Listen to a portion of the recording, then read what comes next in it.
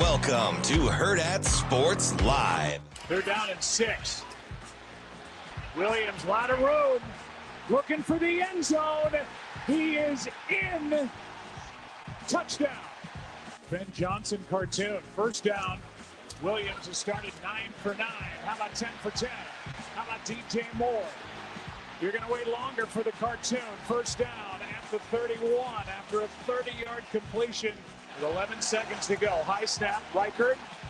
He's got it. And it's a new career high for Will Reichert. What I was pleased at, I went after them at halftime. I freaking lost it in the locker room. I was pissed that, that we let them drive the ball down right before the half and almost make a field goal. Like, where's the killer instinct, right? That's my, that's why I bring up the thing about Archie. Like, I don't want to be a joke. I don't want us to be I want us to be a football place, right? Football teams, you put away the people you're supposed to put away. You don't let them have life. So I wasn't happy before the half, right? And then, when we went to take a knee and they cut us, which I have no issue with what they did. That's something you do at the end of games. They just, their kids are trained to do that. I went after our O-line. Like, they don't fear you. Like teams are supposed to come in and they're supposed to say, like, I never want to. You're supposed to walk up to their AD, like, don't schedule them again. That's the mentality we're supposed to have. And that's why I went off in the locker room, the coaches and players. Good morning. Welcome into Hurrdat Sports Live, presented by Centris Federal Credit Union. That's DB. I'm Ravi Lulla here at Hurrdat Sports Bar and Grill. What's up, DB? Well, there you go. Well, tone setter. Hey, don't schedule them again. Yeah, the old leaked tape. Yeah, I'm not sure I buy it. Not sure I buy the leak.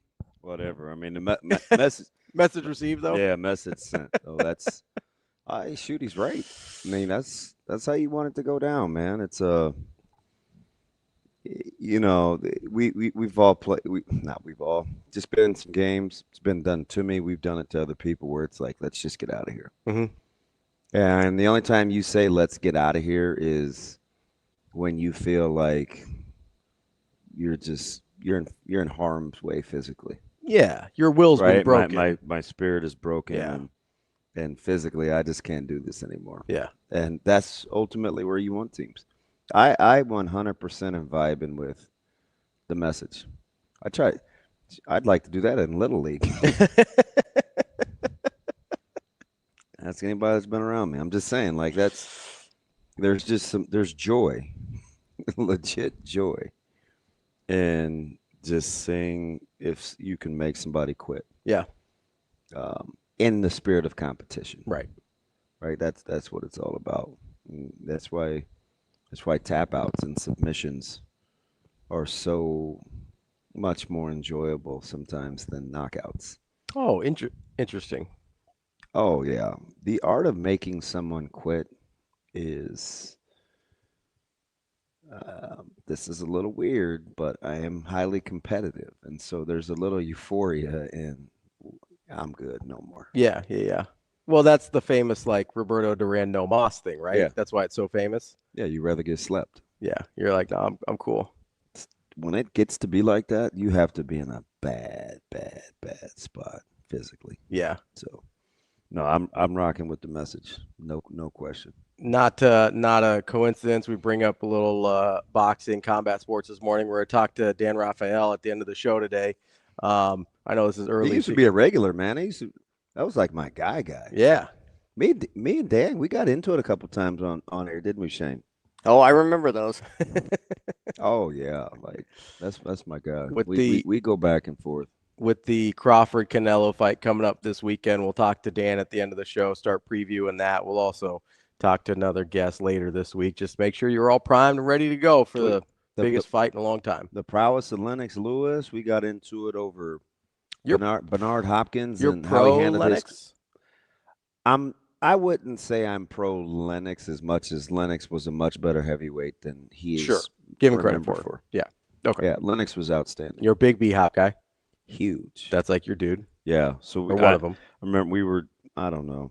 We were talking about promotions and that was back during a run. We would have Bob Arum on all the time. Oh yeah. And Dan was getting a little bit bitter with the promotion, just the business of boxing. Yeah, which is not uncommon. Yeah, And he was in the thick of it. Yeah. And so Dan, I enjoy him. He's quite the historian. Yeah, he does a great job. So we'll talk It's a big one, man. He looks fantastic. He looks he's a big boy. jacked. Yeah. He's a big boy. I'll be curious to see how a guy who has elite level cardio carries muscular mass. More weight, yeah. Yeah, because it's a lot different. Of times the more muscle bound you are, the harder your cardiovascular system has to work. Yeah. So that's why you see a lot of jack guys gassed. Yeah. There's I was happy to see how lean he looked. Yeah, he looks incredible. You know, with adding the weight. I'll be interested to see what he weighs in at too. But for the weight that he's clearly added to still be that lean, I was really impressed with. I tell people all the time, he walks around high 170s. Yeah. So the carrying the weight isn't going to be an issue. Yeah, it does appear to be good weight though. He is certainly dialed. He is interested right now in legacy. Yeah.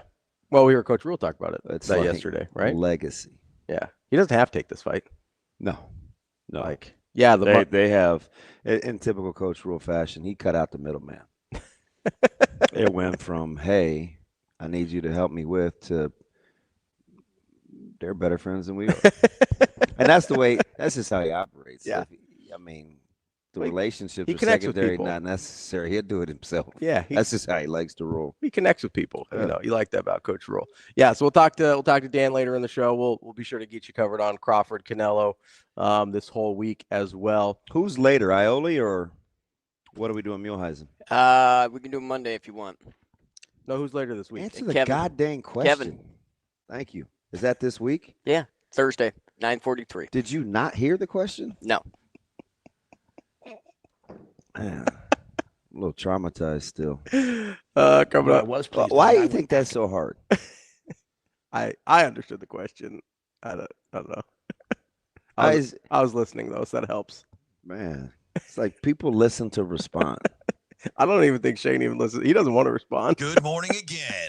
I was going to talk to myself. Coming up at 8, we've got Brett Ciancia, Pick 6 previews. 8:45, we're going to talk to Ryan Roberts. He covers Notre Dame for A to Z Sports. We've talked to him about NFL draft stuff quite a bit, but part of his job also is covering Notre Dame. So we'll talk to him. They've got Texas A&M this week. Quietly, I must win. Yeah, got to. I think it's must win. What do they land? 6.5? Right around there. Yeah, don't worry, it's 6.5. So usually when you ask me, you already know. Yeah, I just didn't know if it had moved. I know that's not about what it opened. Yeah, not that I'm aware of. Schaefer is coming up at 9 o'clock like he always does. I was watching that the Bears Vikings game last night, right? And I'm trying to figure out, because for most of the game I'm sitting there and I'm watching this play out and I go, feels like the Bears have this in hand for a good chunk of the game. For the second night in a row. Feels like they should be up by more for the second night in a row. And then all of a sudden Minnesota's up 2 touchdowns. I'm like, what just happened? Yeah. And then I go back and look at the stats and I go, oh no, I wasn't crazy. Chicago was in control for most of the game there. Just very, very opportunistic. Very opportunistic. And a lot of that stuff Chicago did was self-inflicted.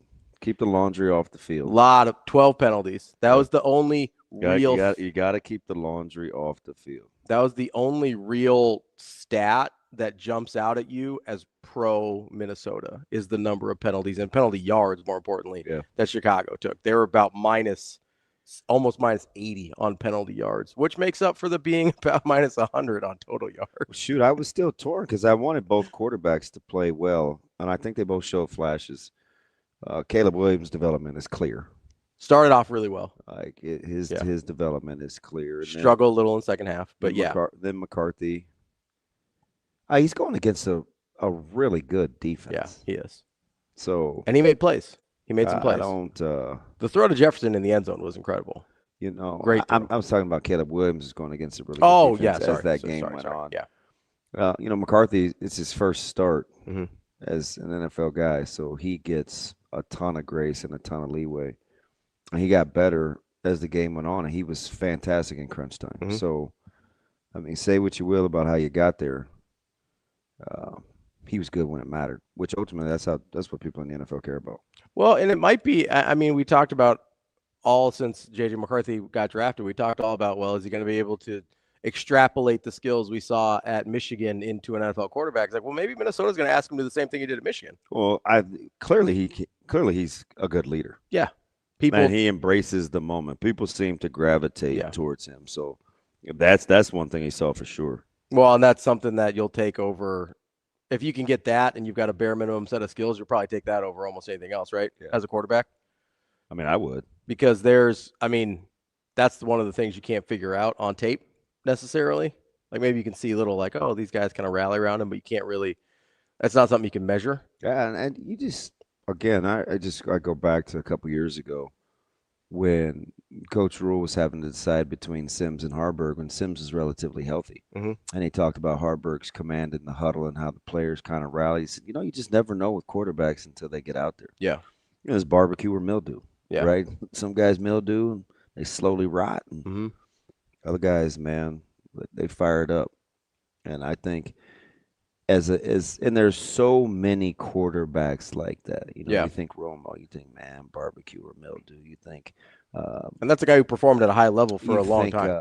Kyler Murray. There's lots of guys where you're like Dak Prescott. Sure.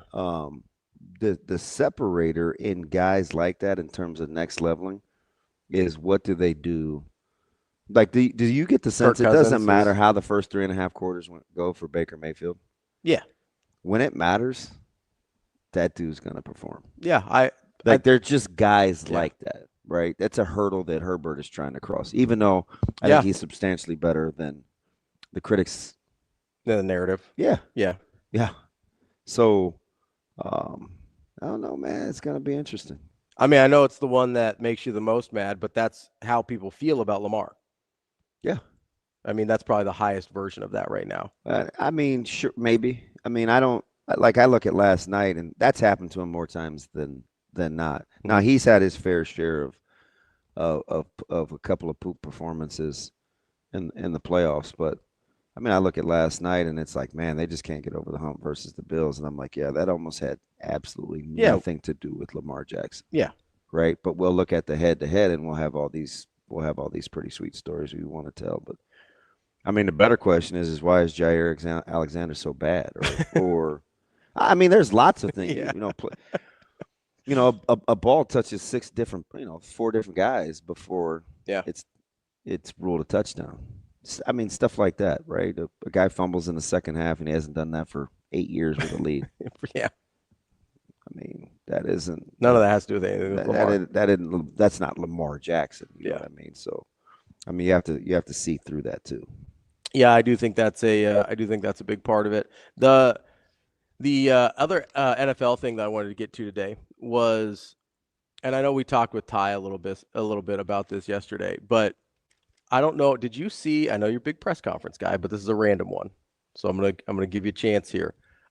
Did you happen to see Mike McDaniel yesterday? Yeah, that was one of the most uncomfortable. He's in trouble. Press conferences I've ever seen. He's in trouble.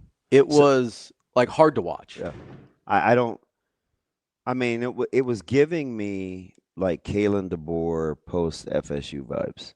Yeah. Yeah. Where, might not be able to turn this thing around. Well, or not even that. No, like maybe that press conference. Around. Yeah. I'm not one of the, I'm not a big, there's always plenty of time to turn it around. I'm not going to resign anybody to that. I mean, maybe, he's got it, whether it's Bama or Miami. Now, it's less likely in Miami because they have a lot of bad habits. Mm-hmm. And I've said for a year and a half, they're just not, it's not a physical team. Mm-hmm. So I don't think you're going to turn that around tomorrow. Right. But that thing was spiraling out in a hurry. And now when you have peers in the media, and granted, it's Ryan and it's what he does, especially since he got his new teeth a handful of years ago. Ryan has just gone all in on being obnoxious. New teeth, hot takes. That's just. I think they would think it was kind of simultaneous. I mean, he goes in, or he makes Orlovsky or comfortable. What do you call him? Nerd Boy? Yeah, I think so. Yeah, like that's just I mean, are they paying him for that bit or? Also, it's kind of odd to me. Like, I get he wasn't good, but it's not like Orlovsky's one of these guys that didn't play. No, and Like, usually when you get the nerd boy, it's to the well, Ryan analytics was talking guy. about McDaniel. Oh, yes, you're right. And he was in Orlovsky, he was talking to Orlovsky when he said it, and Dan's like, I can't believe I'm on set with a guy that just referred to a coach as Nerd Boy. Yeah. And it's just unnecessary, but especially peer to peer, because it's not like it was always rainbows and butterflies. Yeah. For Orexy. You know what I mean? But everybody, they're going to circle the drain, boy. It is blood literally in the water in the waters of South Beach. They are in big trouble. What I don't understand too is, was it Nerd Boy 2 years ago when everybody was kind of enamored with what he was doing, No. and they're like, "Oh, we like the act. It's funny and he's authentic." And I mean, it's just what we do, right? When it's rolling, it's cool. When it's because I like McDaniel. I do too. I think it's probably. This is probably too far gone for both sides at this point. Yeah. But I do like him. He was a 49er guy. I thought he was good with the 49ers. I liked him. Well, it's going to cost some folks their jobs too, especially in the front office. The roster isn't as, they had some purging that they did in the offseason, but it's not 33-8 bad. Not to the Colts. No. It is, as much as I like the Daniel Jones acquisition, it's still Daniel Jones. Yeah. Yeah, like that's like a best case scenario if you're in a bad spot. But Steichen and DJ, they're gonna be all right together. Yeah, they're gonna be all right together. Well, they're gonna have a chance because the AFC South is terrible. Oh no, is Jacksonville gonna run for another 200 yards? What was that? Probably not. Yeah, I'm gonna go ahead and say if not I either. had to guess, probably not. No, but I look at that game last night, man. The NFL is just funny. It is a no nonsense bottom line league. Yeah.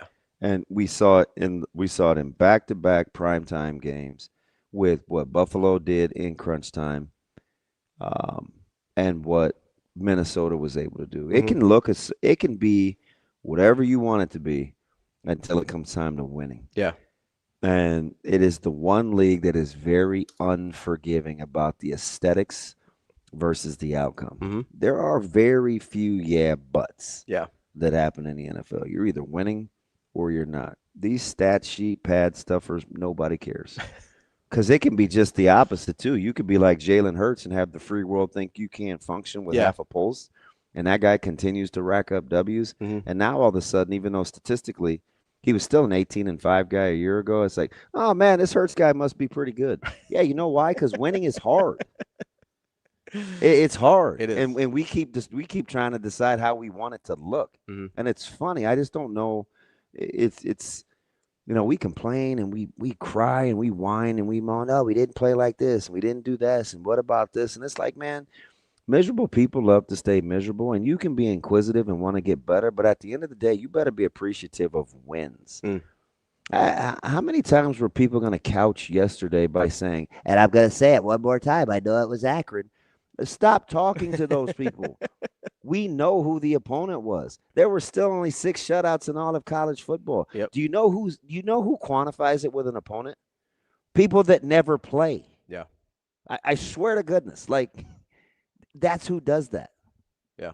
Because the level of appreciation for going out there and completing a task, if you haven't done it over and over again, and I'm not saying you can't have takes if you haven't been out there. Hear my heart. But those are the only people that make it opponent specific, because coaches, when they coach, some guys don't even say the opponent's name, and whatever logic we vibe with or not, coaches ultimately want the best versions of themselves. They almost never make it about the opponent. Mm-hmm. So that's just what you're trained to do. That's what you're trained to believe. Apple doesn't give 2 cares about what Samsung's doing if Apple isn't operating at a high level. Yeah. You know what I mean? It's like nobody worries about that. You heard the halftime speech. You think he's worried about that it's Akron? Mm-hmm. No, he wants Nebraska to be Nebraska. Yeah. Whatever version of that's going to be, do that. Yeah. You worry about the opponent later. Because if you can't step on the throats of the Zips or whomever or the Bearcats, you certainly, if you don't bark as a pup, you certainly aren't going to bite as a dog. Yeah. So, well, nobody like Rhule even addressed that. You don't get caught up in that. Yeah. I mean, Rhule even addressed that in the press conference where he's talking about we kind of got caught up in brands last year, right? We get up for Colorado, and then it's just a no, and it's a because you have to coach against it and you have to play against it too, right? Every week it's a new challenge, and if you truly want to be your own benchmark, then it is rat poison.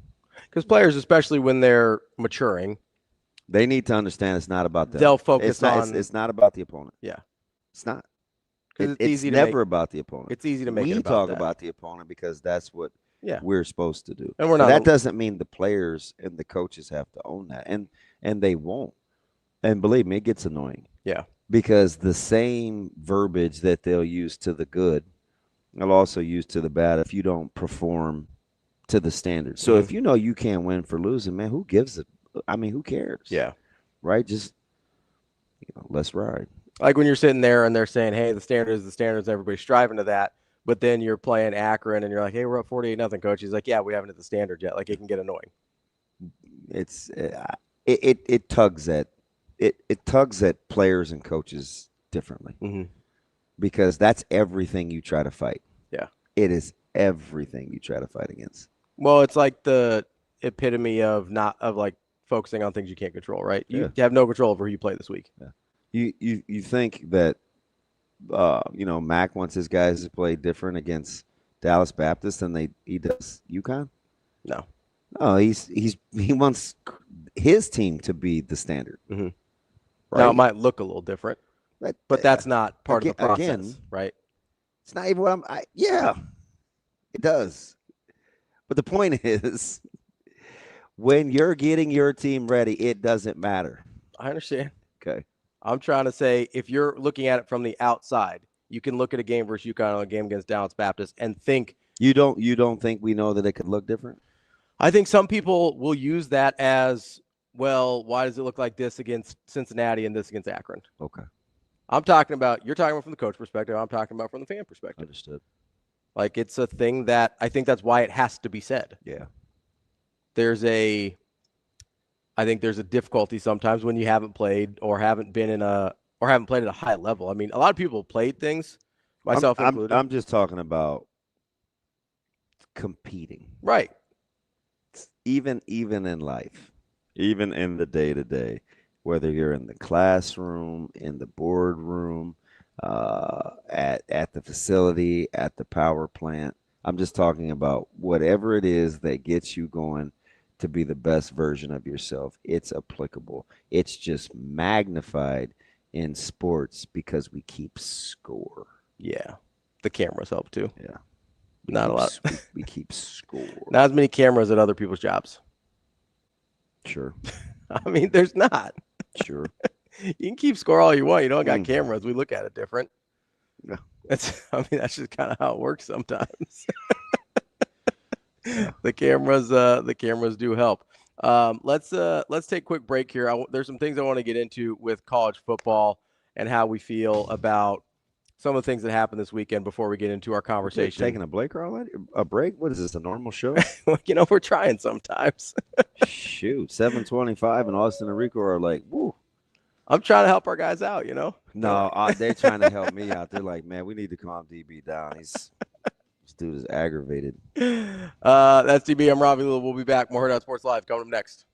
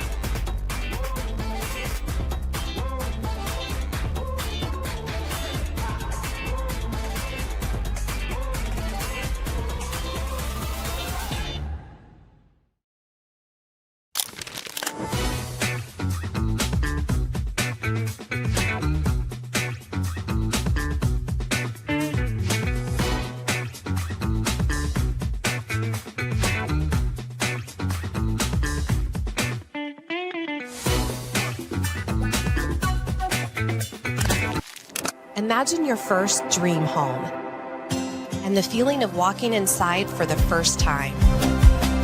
With Centrist Federal Credit Union's First Time Home Buyers program, you are at the doorstep of bringing your vision to life.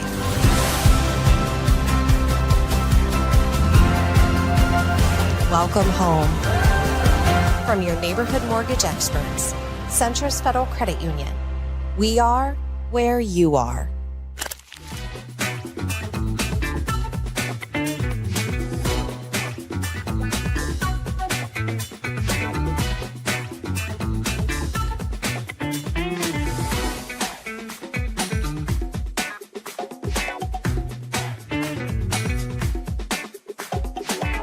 Our question of the day, Huskers wins on this season, over or under 9.5? Go Big Red, over! Have you looked at Matt Rhule year 3? Come on. Baylor, Temple, over 10 wins? We're going 10-2, easily. I think we're going 9-3. Oh, we're going over 100% Nebraska all the way. I agree. Over 9 for sure. Because Jalen Gramstad is the best. Grandpa, he's 100%. got it. We're going to be undefeated going to College Station, Penn State. Better be a whiteout. What's happening? Because the Huskers are coming, all right? Last year, they got to a bowl game. This year, it's a whole nother level, and that's getting 10 wins. Playoffs. I don't know about football. I know about beer. I'm a Hawkeye fan in disguise, so I don't comment here. I don't think they're going to hit 9 wins. I think we go 11-1 this year and go to the playoffs this year.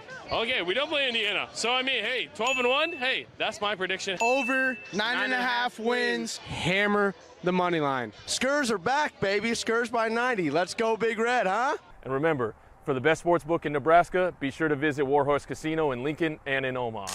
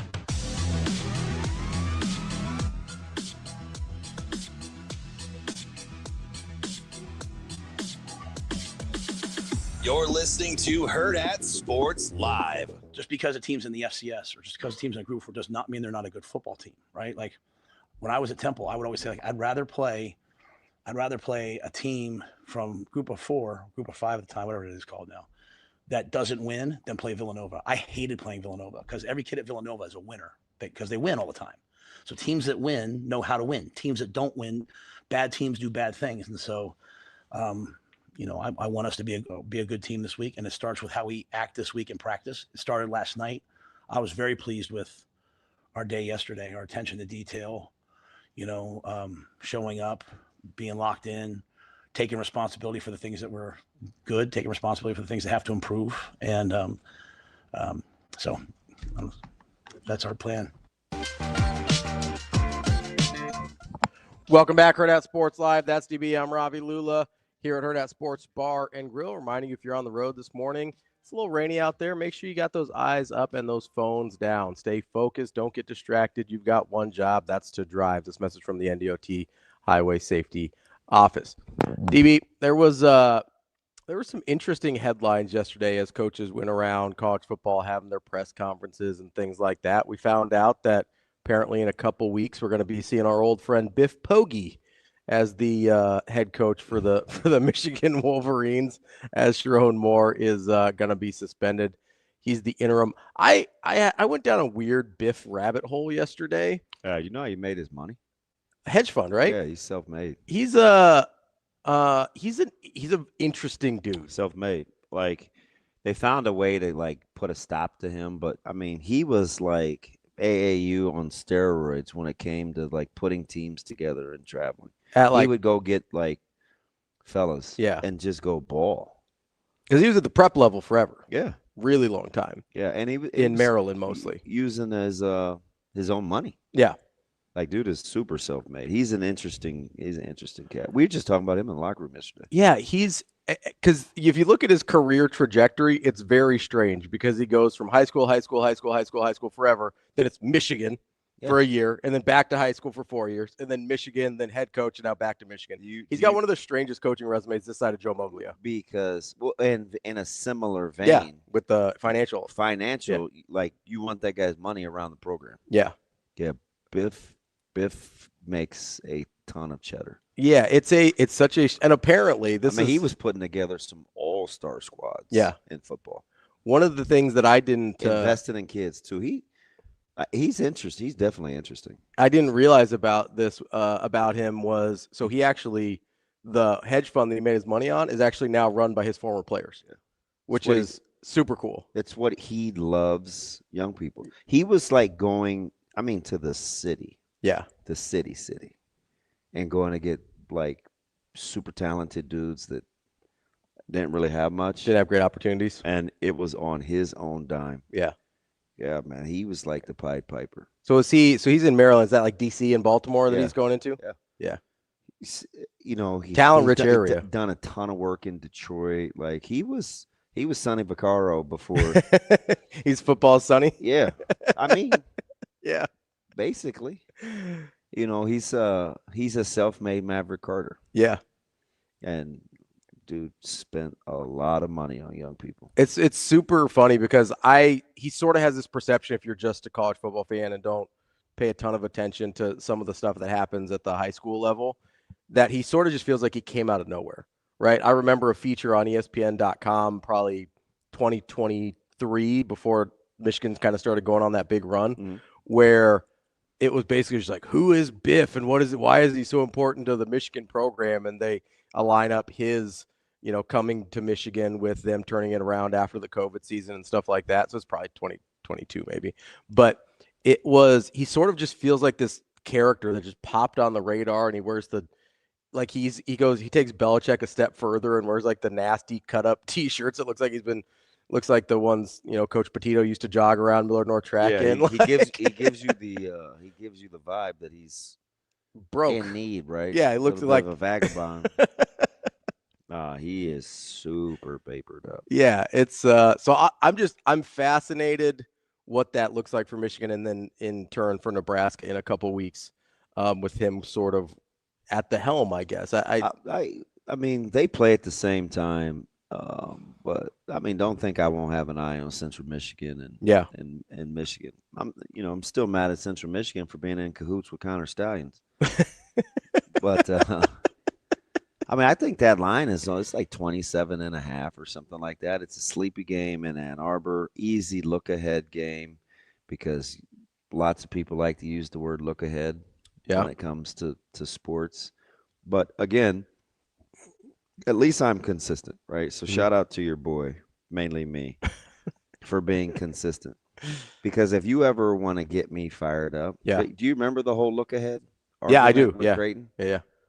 And I'm like, this is last winter, I think. Might have, yeah. And I lose my mind over that. And it's twofold. Number one, because it's everything you guard against as a coach. And number two, it's also what got me benched in college. Now, Heisman Trophy caliber-esque talent ahead of me aside, it was what got me benched. Let's not forget about the whole talent part. Yeah. Not like it was just some guy. Yeah. I don't even know who I got replaced with. I don't know, some dude from West Covina. But anyway, somebody ran for out like 1,800 yards or something. It escapes me.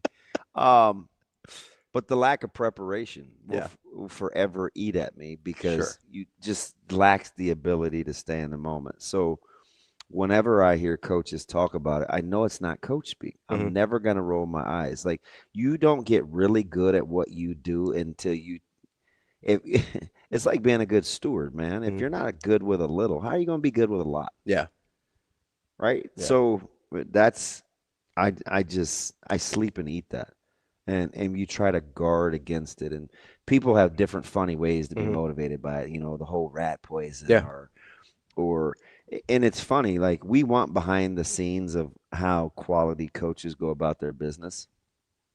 And then we act like it's not practical or only unique to them because of the culture that they're in. No, everybody's capable of it. It's just, do you want to pay the price to think like that all the time? Right? Whether it's mowing your yard, whether it's how you grocery shop, like, people that are like that are just like that. And there's places where it's not as helpful. Believe me. Right? I know. Right? Like, there's places where it's not as... I've told you, it can be detrimental. It can be very detrimental. Yeah. It can be very detrimental. But when we're in that realm, in that scope, when we're playing in that neighborhood, when it's in the right box of talking about competition and who you play against and being the best version of yourself, that's one thing that's going to get me gassed up, because I'm back in that competitive arena, right? Yeah. It's not always good at the house or in the living room or when I'm trying to straighten up the bathroom. Like, it doesn't serve me well there. Sure. You know what I mean? Yeah. And that's part of the emotional maturity that I got to be able to manage. But when we're talking about sports, if you ever want to light and torch that thing, or even competing in business or whatever, start talking about what other people are doing versus what you're capable of. And I'm inevitably going to lose my mind. So let me ask this, because we talked about the opponent specific stuff last segment, and then something else kind of clicked with me as you're talking there. Is it more, or is it in ways the same thing? Is it more when you're doing that? Is it more about looking ahead to the next opponent, or is it about, hey, I've already made it? Or is that the same thing? They're different. I think there's a third option too. It's you have to get to a point where when you go to work, you have to know if you didn't get better. So it's like the internal competition? Yeah. When you lose sight of that, it feels right to you. And then all of a sudden you don't realize it's caught up with you until you actually have to go perform. Like, you can fool yourself into thinking that you're actually working hard if you're not cognizant of if you're capable of doing better. So when you lose the self-awareness. Yeah. That's the whole thing. And if you lose self-awareness, what's the natural byproduct? You don't maximize. Right. And when you don't maximize, you get ran down. And so when you get ran down, you'll get in a game in which you'll come across as ill-prepared emotionally. Yeah. Because all week you made it about just getting through the endeavor versus, did I empty my tank? If you empty the tank every day and you're competing, which is what made Bama cool? Why did I tell you I do not want to go back to college? Because you had to be on. Because you had to be on all the time. You had to be on every day. Yeah. You had to be on all the time. Yeah. It's not fun. Yeah, it's taxing. I mean, extremely. Yeah. And sometimes mentally and physically. Sometimes you just want to get by. Yeah. Sometimes you just want to I just need a day. Yeah. And what happens is you either get hurt, got hurt, lost your job, or you'll sit in films and have people critique where you need to get better every single day. You have to be built a certain way, right? Major League Baseball players talk about this all the time, is managing the emotional downtime. Not just between at-bats or kicking the ball around in the infield or between pitches, but staying locked in. Like, the difference between great pitchers. AJ Burnett, I was always fascinated by. Incredible stuff. He would tell these funny stories about, because I would always say, man, when Burnett gets touched, man, it leaves the building. Yeah. And he would talk about having these moments in which he felt like he was so in a groove that he would just momentarily lose focus. Mm. And he said at that level, guys would turn you around. Yeah. We've seen it happen with, like, Walker Buehler is infamous for that, where he was so competitive and so dialed, and you'd see this, like, intensity, and he would learn to try to manage his emotions. And then coming back from injury, he would, like, take these deep breaths, and I don't know, I get into the psycho of all the stuff, because when you have to do something repetitively, and if you make a mistake, you can be hurt. Those are the people that interest me. Yeah. Right? I'm fascinated by surgeons. I'm fascinated by people that help surgeons. Because super high stakes. Super high, and you have to be locked. A lapse in how long can you stay locked in? Like, people, it just fascinates me. I always wonder when people, like, you hear that, like, oh, they run an 18-hour surgery. I'm like, how? Yeah. Like, how? Or even I watch, so they're working on this deal in front of this grocery store that I like. So I literally sat, this is so dumb, but it's me.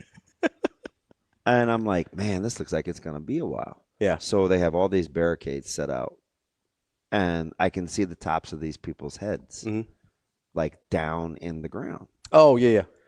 So I park at the end of the grocery store, and I said, hey, I know I can't pass this barricade right here. I was like, but I may ask to borrow, this is totally what I did. I may ask to borrow your hard hat. I just want to see what you guys are doing. And I don't know. The dude looked at me like I'm not even going to make assumptions on if he understood what I was saying or not. But, the guy's just nodding. He's like giving me the okay sign, like, sure. And I'm watching them do the same tedious task over and over and over again. And I'm like, man, that has to be so miserable. And then I thought for a second, well, it's all relative, right? It's not like I want to go to the same station and run the same 4 plays against 4 different fronts 31 times, right? It's not like I want to do like 9 cut-ups and show the players the same technique 18 minutes, right? I don't want to be in my individual. Oh, wait, yes, I do. That's exactly what I enjoy doing. And it's the exact same thing that they're doing. And it's the exact same thing that they're doing. So things like that fascinate me. So I wasted 8 minutes just watching these guys. Literally, I felt like I wanted to just get a spoon and help them empty, like, just get the dirt out. But there's a certain level of admiration, though. Yeah. Right? Just to be able to stay with the task at hand over an extended period of time. I kind of low-key like stuff like that. Yeah. It's weird and it's monotonous, but at the same time, I know if it's not something that I'm capable of doing, typically you have a certain level of respect for it. A certain level of admiration. So it's kind of funny because as you're talking about that, that's one of the reasons I was not a very good coach. Like, I'm not a teacher, right? So I would get frustrated. I've told you this before, I think. I didn't put it in the same words, but I would go, and if I would give you like 1 or 2 times. If I had to tell you something more than a couple times, I had a pretty hard time dealing with your inability to do that thing, right? And especially high school, young college kids, like, you got to tell people a lot more than 2 times in order for them to figure out what you wanted. My thing was like, hey, if you make a different mistake, I'll correct that all day. Ask Burke Brown. Ask Burke how many times I tell him to use your hands. Yeah. Drop your pad level. Hey, got to be violent. They say it, I don't know, 220 times a 2-hour stint. Yeah. But at some point when you watch it, like, actually click, it's pretty fun. Yeah. Right? We had this conversation in my house all off season, winter, spring, fall. You'd hear some of the conversations about how to move up the depth chart and run people down from behind. You have to repeat this. You have to repeat 8s, 9s, and 10s every day. If you don't feel like you're an 8, 9, or 10 and you only have 70%, what's your 70% look like? And the longer you do that, the more two things happen. Your competitive stamina grows, and other people can't do it. Yeah, you just outlast people. You just outlast them. Mm-hmm. Like, yeah, there's this weird kind of satisfaction in competition that stems from you lasting longer. Mitch Ballack was looking for a gym during COVID. He's looking for a facility. Yeah. And got whatever, it worked out. And I just would ask him about the repetition. And he would say things like, not only did he want to master his craft, he wanted to be able to play harder, longer than anybody he was playing against. Because at some point, like, I'm just going to be open. Yeah. Yeah. I like that kind of stuff. So, who's one of my favorite great players? I love Mitch Ballack. Like, absolutely love him. Because of stuff like that. You know what's super funny about that story is elite shooters are one of the best examples of what you're talking about. They will do the exact same thing for hours on end, 10,000 times in a row. That's why I like Kobe. Yeah. Because from a competitive standpoint, yeah, he just felt like he was going to make you, like he was going to outlast you. The part that I think is the funniest, though, is like when you, like, shooters love to shoot, right? So that's why they take a million shots. But then they love shooting so much, then they start to do the things you're talking about with Mitch Ballack. He's like, well, I love shooting. I can't shoot unless I'm open.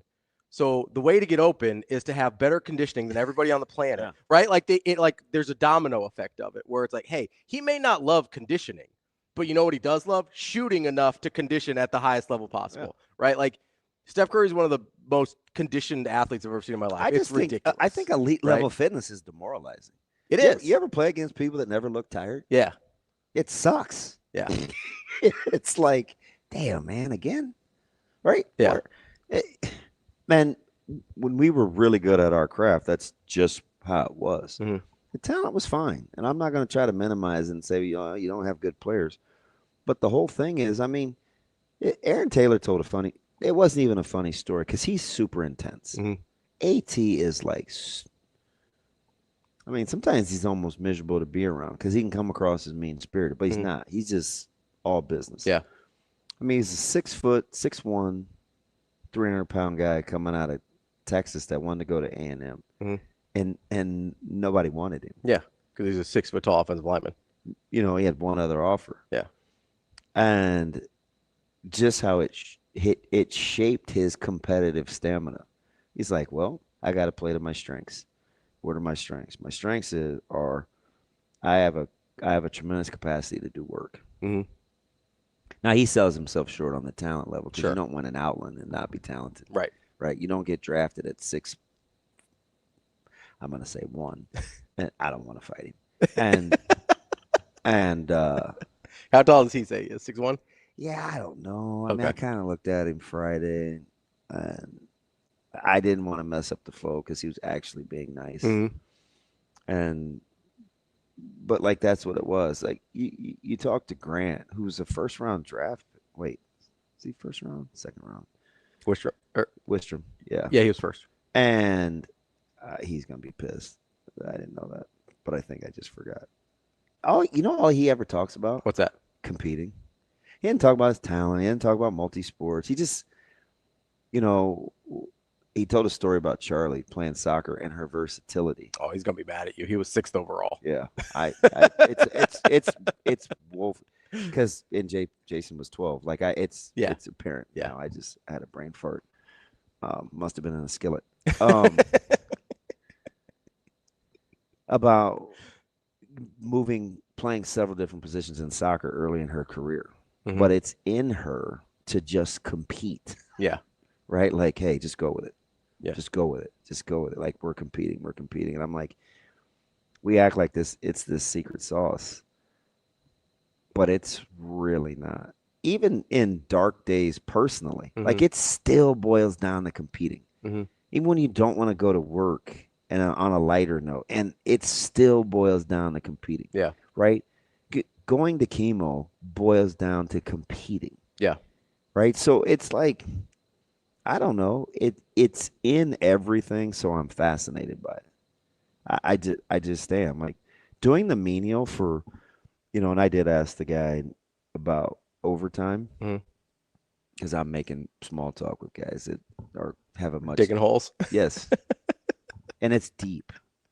And I'm like, wow, who poured the concrete? Because there were like these 90-degree angles down there of these things that whatever has to sit on. It's so far above my pay grade. I have no idea. I'm like, who's measuring that? And it's below ground. Like in my head, I'm like, who cares? But I'm sure it probably matters. Oh, yeah. And is that any different than taking a 6-inch lateral lead step in zone when you got to get to the point of attack on duo? You think those guys aren't mad to say a 6-inch step? Yeah. They probably are over time, right? But at some point, the 6 inches matters. At some point, they're going to say, hey, who cares? So then I'm making the correlation. I was like, well, clearly, if it could be any old kind of way, it would be. They just pour the concrete. Yeah. Right? Yeah. I like that kind of stuff. It's funny because to contrast my inability to do that on a basketball court, but you know what I did for 10 years? I just looked at financial transactions for 8 to 10 hours a day. And that would drive a lot of people crazy, right?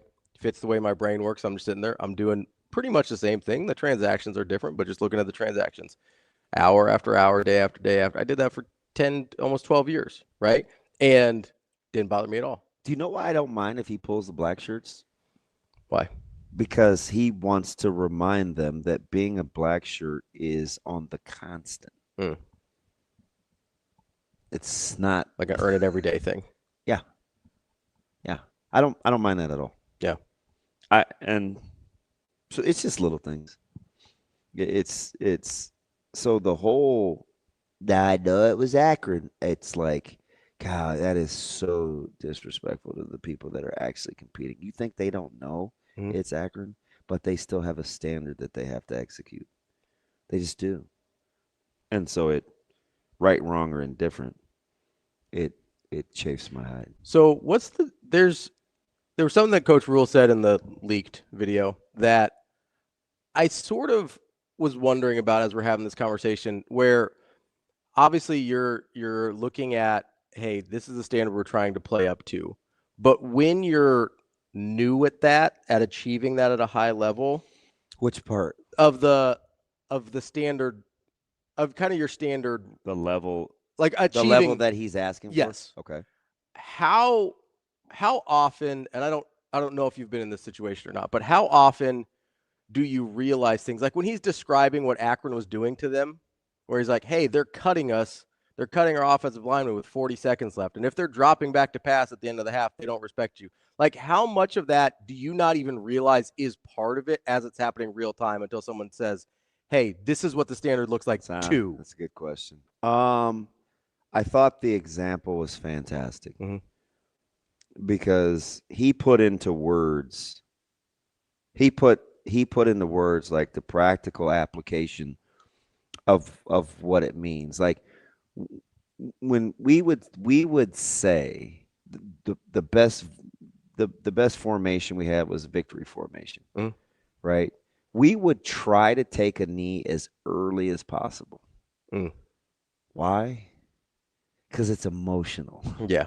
You got to watch us take a knee with 2 minutes to go. We're not going to run a play. Now, a lot of times, shoot, I might have been a guy in the game, and I'm like, man, give me the rock. I want a cheapie. So like you would wrestle with that sometimes.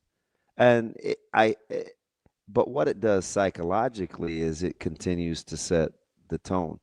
So for him to say that out loud, you know what? You want a team to say, let's just get to the locker room. Like, why are they trying to score with X amount of time? Whatever it was, 35, 40 seconds. You're like, hey, man, take it to the half. Yeah. Minnesota got in the gun with 20-some seconds left before the half and got down and got in field goal position, right, with a rookie quarterback.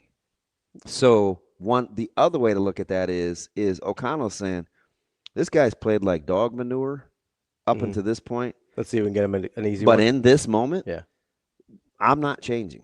The standard is the standard. Let's rip this thing. You get the 18-yard of the start. Then you get another one. Then you set your boy up for a 59-yarder. They get points. Like they could, if he didn't believe in what they were doing, wouldn't have done it. He would have conceded. Yeah. Because up until that point, that offense had really had a pulse. Yeah. And that's the guy that you want gripping and ripping it with 30 seconds to go and one timeout. When you have no idea if he even can, really. It was less than 30 seconds. Yeah. You don't think that changed, that set the tone? See, I like stuff like that. And what Coach Rhule was saying was exactly what O'Connell was telling McCarthy without actually saying the words to the opposite. I think you're good enough.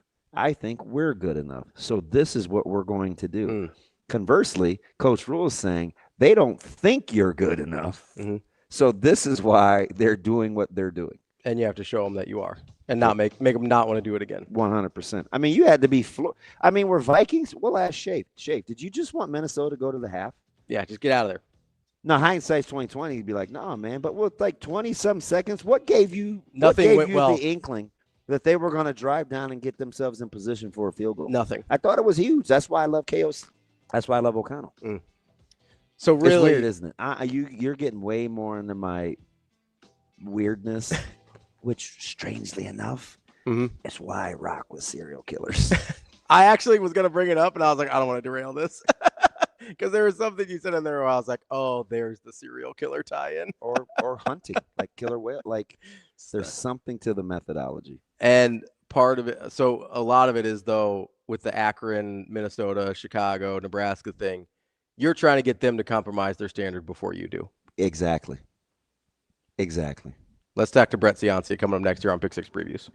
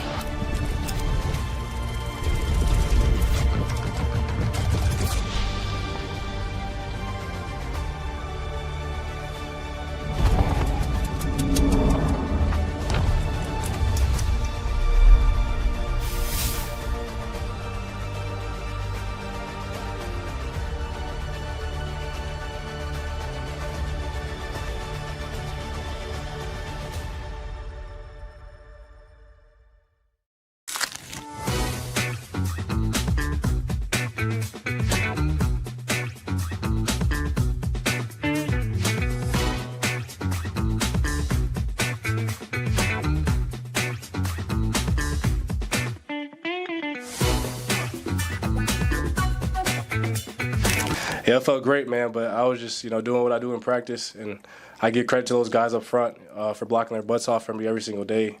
It felt really good, man. Just get used to it. Get used to it.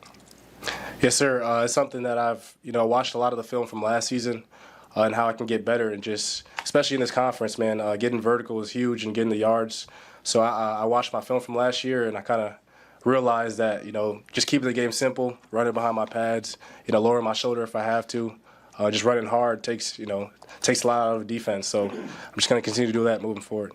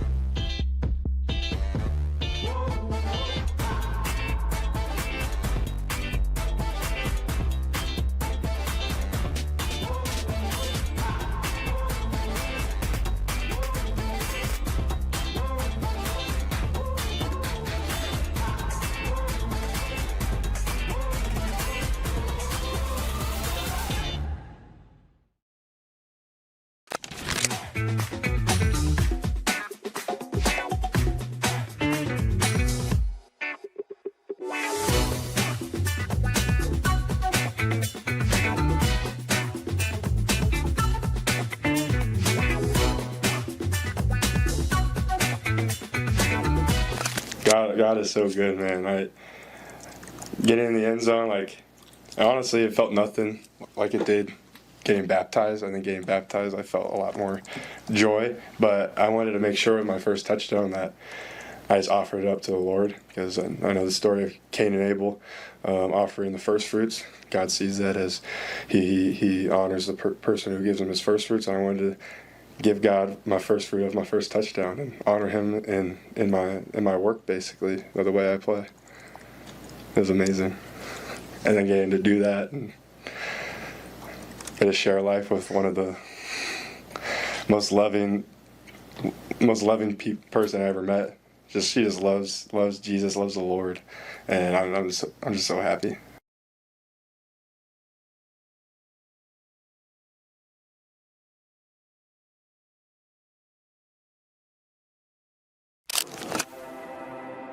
We're in the neighborhood, just down the street. With a wide variety of home equity products to help you create a relaxing oasis. So you can kick back and relax in comfort. Centris Federal Credit Union. We are where you are.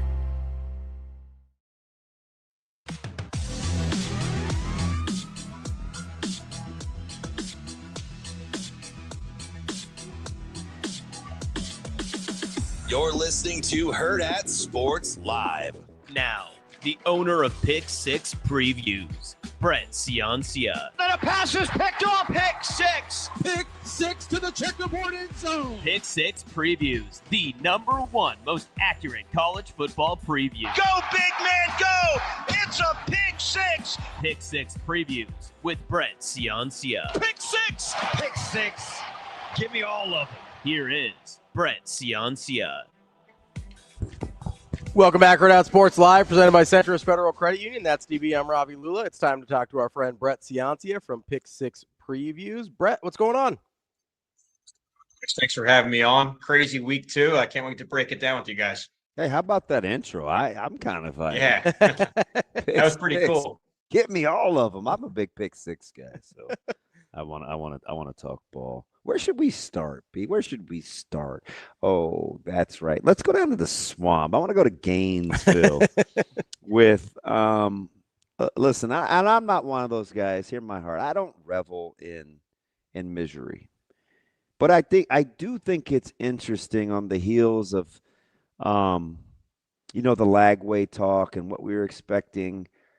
And you look up and it's like, uh-oh, now the schedule looks daunting. If you're Florida and you've got to figure out a way to kind of right the ship, how are you playing on offense to give yourself a chance going forward?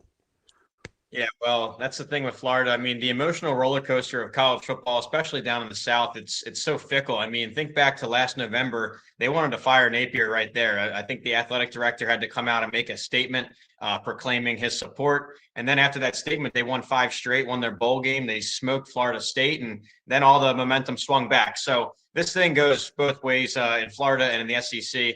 But here's the thing. They drew the hardest schedule in the SEC.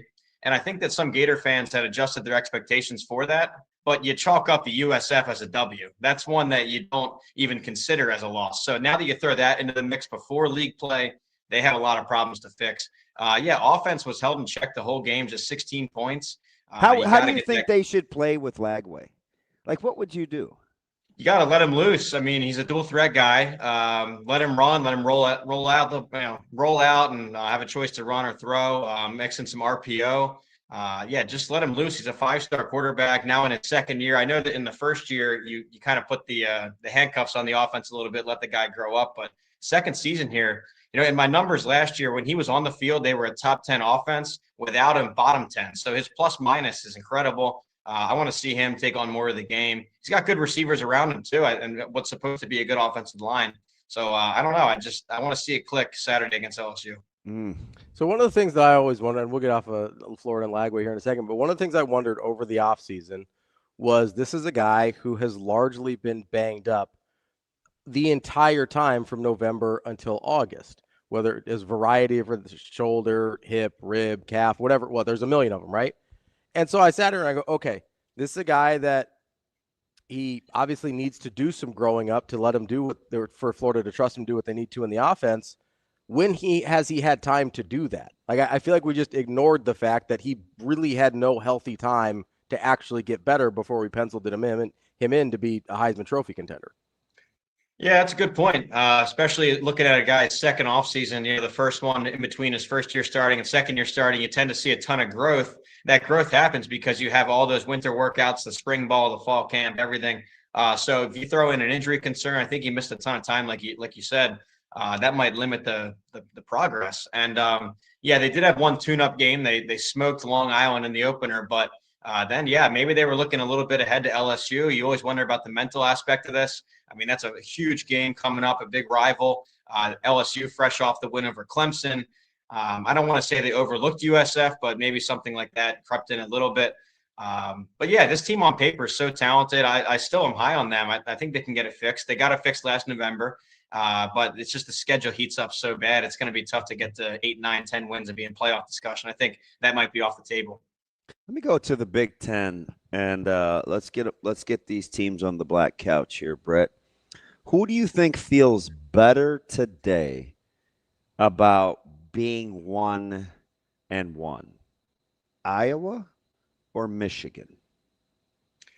Whoa, that's a tough one. I think you go with Michigan. I know with Iowa, you want to win that Cy-Hawk. I think should be a goal every year. You want to win that game. I think if you're Iowa, you want to see more out of the passing game. When they signed Mark Konowski, the two-time FCS national champion, you thought maybe you get some production from the pass game. He was held to just 86 passing yards this week. I know it's a good Iowa State defense, but just unacceptable there. I know a lot of that is play calling and running, a run-first mentality, but still you want to hit some play actions, hit some explosives in the pass game. So I think, you're a little bit upset about that. With Michigan, I think they knew what they were signing up for with the first-year starter with Bryce Underwood. There would be some growing pains. Of course, going into Norman is a tough assignment there. He looked a little bit uncomfortable in the pocket and missed some open throws, but those are freshman mistakes you tend to see. I think they knew that going in. Like I said, I think they signed up for that. Iowa, I think they thought they had a better passing game coming in, and it just didn't happen. So I think Iowa's more upset.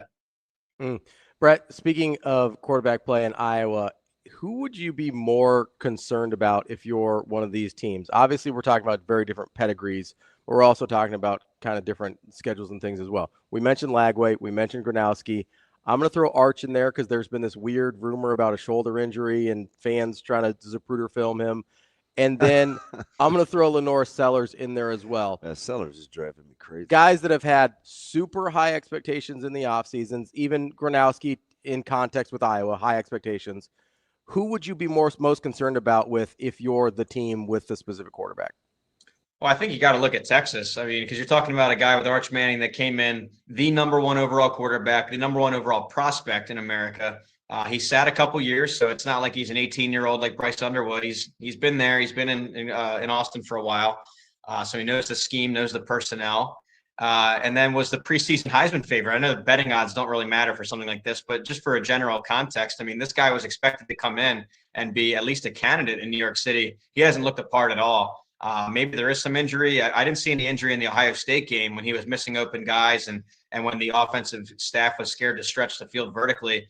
And maybe Ohio State was taking some of that away. That's probably by design. And Damon, you can probably speak to that more. But still, I think you want to at least try some deep shots. And we didn't see that in week 1. And then last week, some of those throws, if you put it in super slow motion, maybe the mechanics look off. I don't want to read too far into it. Sark said he's okay. We'll see going forward. But I think you had a higher expectation. You thought you'd have one of the top offenses, one of the best passing attacks, and it just has not come true so far for Texas. In the offseason, I asked this question, and we had to go back some ways, and we did some digging, and there's not a very good chance I'm going to end up having this come to fruition. But I said, hey, why is it so inconceivable that Florida, Florida State, and Miami can't all be good at the same time? And history says it doesn't happen a ton. I may get 2 out of the 3 this year. If you get to buy stock today at a good price, we buying Miami or we buying Florida State? Yeah, well, I think the stock price might be lower for Florida State right now, so buy low. Are because we they have, sure? Yeah, because I think if you're going off the AP, which we know the AP poll's a mess, but the AP has Miami higher right now. So look, I like them both. I think it's a very winnable conference right now. Even the expected champion Clemson has not looked that sharp so far. They hung around with Troy. They were down 16-3 at half last week. They can't run the ball. Like Yeah, they have no balance. Yeah, there's some concerns over there. So now you're talking about a wide open conference. I had Miami projected second behind Clemson. I can project them number one now above Clemson. They showed me a lot in the Notre Dame game, a team I think is also a playoff team. So they already have that playoff win on the resume. Florida State as well. I mean, Alabama came in high expectations, a playoff projection as well. And Florida State ran all over the field, out coached them, out coordinated them. I love their coordinators at Florida State. So buy stock in both of them. I mean, I like them both to probably wait for Miami's sake, probably 10 wins. Florida State, maybe that 8, 9, 10 range. We'll see. They're still very variable, but both are now contenders in this ACC. I put them number 1 Miami, number 3 Florida State right now in the ACC. So how large does that October 4th game for you probably loom with Florida State and Miami? Because I don't think that's how we had it drawn up. But in just a couple of weeks, it could get hectic. Yeah, and with Miami, I have them projected as a favorite in all their remaining games. So that would obviously project an 8-0 ACC record. They'd be in that conference title game. Now, if you throw a loss into there against Florida State, That's at Tallahassee. Yeah. So, and I can tell you that the forecasts are shifting quickly with Florida State's power rating. I mean, they're one of the quickest movers so far this year. Well into my top 15 now. Started outside the top 25. So that game might flip to a loss. Now you're talking 7-1. And with only 8 league games, these tiebreakers get all messy in the ACC. So that might flip who's in Charlotte. So that's a huge game in the ACC race, especially because we've seen SMU fall off a little bit. I wasn't high on them, and they went out and lost to Baylor. Other contenders, Louisville has struggled on offense, which is shocking for a Jeff Brom team. And they should be able to run the ball, man. I mean, he's dynamic. I don't have – what is going on in Louisville? Yeah, that's a shocker so far. Maybe this early bye week is going to help them out a lot before league play. And Georgia Tech Clemson, this game might go a long way this Saturday. I actually have it as a pick'em, which is crazy. Hey, that line is plummeted. Yeah, a couple weeks ago you would have thought Clemson double digits, but right now I've got it as a pick'em. I know Georgia Tech right now, I think underdog by 3.5 or 4 at home. I like Georgia open Tech at like here. 7 or 7.5? Yeah, it has tanked recently, especially after the Clemson-Troy game. But Georgia Tech, a dynamic quarterback there, Haynes King, a good running back. The offensive line play under Brent Key is always stout. So I like Georgia Tech here and a very manageable league schedule. If you look at Georgia Tech's schedule, oh my gosh, they won the schedule lottery this year. So if they somehow get past this Clemson hurdle, look at them as a team that could play in Charlotte. Yeah. Brett, so DB asked if Florida State, and Miami could all be good at the same time. Another conversation we had off of that was, can Florida State, Miami, and Clemson all be good at the same time? Because I think that's what the ACC needs to even start having a conversation about getting themselves back into a multi-bid league in the college football playoff. Are we headed for that this year? And if not, who's the team that's not going to hold up their end of the bargain? Yeah, you're right about that. I mean, if you're not the Big Ten or not the SEC, these other 2 leagues, you really need your powerhouse programs to play to their potential. And the ACC does have 3 of them historically with Clemson, Miami, and Florida State. But yeah, you're right. It's hard to get all 3 good at the same time. I mean, Miami had go back. Florida State had the 80s and 90s. Miami had that early 2000s with Ken Dorsey, that undefeated team. Then it shifted back to Florida State, then to Clemson with Dabo. So yeah, it's a moving target. But they also need Virginia Tech to figure it out too, and that's probably one of the biggest train wrecks so far. Prize in big trouble.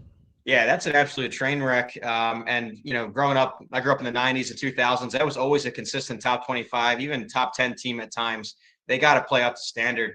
And I do think Georgia Tech is on the rise. You look at geography. That's the one thing you can't change about a program is geography. They're based in Atlanta, which is such a hotbed of high school recruiting anymore, especially with the North Georgia area. So look at Georgia Tech as a riser. Yeah, I mean, for ACC's sake, they need all 3 of those plus some other fillers there to play up.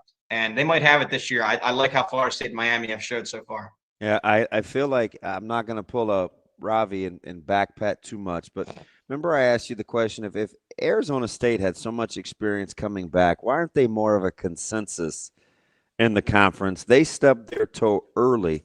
But there are some teams that you did like that are at the top here. You called Tennessee or TCU was in that discussion. Texas Tech was in that discussion. Utah was in that discussion. Iowa State is in the catbird seat early. I'm not going to ask about multiple bids, but how many teams could you see with double-digit wins in the Big 12?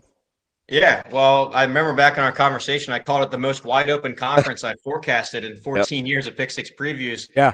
And yeah, you know what? I ended up biting on Arizona State. I went for it. They returned 19 starters from last year. They did lose Scatterboo, but I like Sam Levitt at quarterback, and so far it has not come to fruition at all. He's really uncomfortable in the pocket. He's scrambling almost every pass play. They couldn't get it done. They came up short in the red zone against Mississippi State. It doesn't count on the league, the league standings, but that's a bad indicator going forward. Fastest risers are Utah and TCU so far. Utah destroying UCLA, TCU destroying UNC in the openers. So they're both up there as projected contenders. Texas Tech, we were high on since June and July. So if you're looking for double-digit win teams, I would throw Utah, TCU, Texas Tech. Baylor can bounce back after their loss to Auburn. Sawyer Robertson is on fire. Yeah. He's got almost $1,000 in passing in 2 games. Yeah, 3 straight 400-yard games. That's rare company. That's like Patrick Mahomes, Brandon Whedon, and I think RG3 the last 2 decades in the Big 12. So rare air there. Baylor's their offense is figured out. They got to get that defense figured out. But so there's 4 teams right there. Iowa State's already 3-0. I mean, they're almost halfway there. So yeah, I could think of 5, maybe even 6 that could get to double digits. It's a matter of how many at the same time. Do you remember when we started, we were capping this deal and we said, so the top team in your league win total is 8.5. The bottom team in your league total was 4.5. And now all of a sudden we're maybe talking a handful of teams that could not only get to 9, but maybe 10. I don't know. That's a crazy, and they still got to play each other. So we'll see. But yeah. You have a lot of infighting there. It's a 9-game league schedule. They're going to beat each other up. But yeah, you wonder how big the separation of the top teams and the middle tier. If they're tight together, then you're going to all go 8-4. But if these 4 teams can really separate at the top, then you might get some 9, 10, 11 win teams. So we'll see. It's so early yet, but some of these teams look impressive. I'm surprised the AP is not ranking more of these. I think they're being disrespected a bit. Yeah, if you want my hot take, the most slept-on quarterback in the country resides in Ames. I think Rocco Beck is better than anyone on the national scope gives him credit for. And he's going to creep up draft boards. You watch, and it's going to be like, wait, what? He's better than we think. Yeah, especially once that scoreboard flips to the fourth quarter, he becomes invincible. I mean, I think he's led 7 game-winning drives now. And if you look at the passing touchdown streak, too, he's got the active lead in FBS. I think it's 22 straight games he's thrown a touchdown. That's the longest active streak. And yeah, and guys, it's almost Rocktober too. I mean, they had Brocktober with Iowa State all those years of Purdy, and this is like the next Purdy. So you got Rocktober coming up. No, he's special to watch for sure. Yeah, he's and I get it. He doesn't really fit. He's 6'1" He's maybe kind of a meatball, but man, that guy he's pretty clutch. Let me flip over to back to the Big Ten for a second. And I get it. They're hammering folks because in the schedule it says so, and they're going to put it on Northwestern, I think, this week. Has your opinion at all changed or stayed the same when it comes to looking at Oregon? Yeah, well, back in the preseason when I was doing my research, I was blown away by the talent that he was stockpiling up there in Eugene. I mean, if you did it on a per player basis, it was #1 high school recruiting and #1 transfer class. So I was shocked. But when I went through it, it was a lot of new starters, a lot of true sophomores, redshirt freshmen. So I was thinking 2026. I actually put in the preview book, Oregon's my national champion pick for 2026. I thought we were a year early, but now with this new playoff system where you could go 10-2 this year, make a playoff bracket, and then really round into form in December, January, and get hot. So maybe they're still a national title contender. But they've come out of the gates a lot sharper than I thought they would. I thought there'd be growing pains, and I'm not seeing any of it. It looks like they picked up right where they left off last year. It looked like they were practicing 7-on-7 on air against Oklahoma State. I mean, untouched for long touchdowns, consecutive pick sixes there in the third quarter.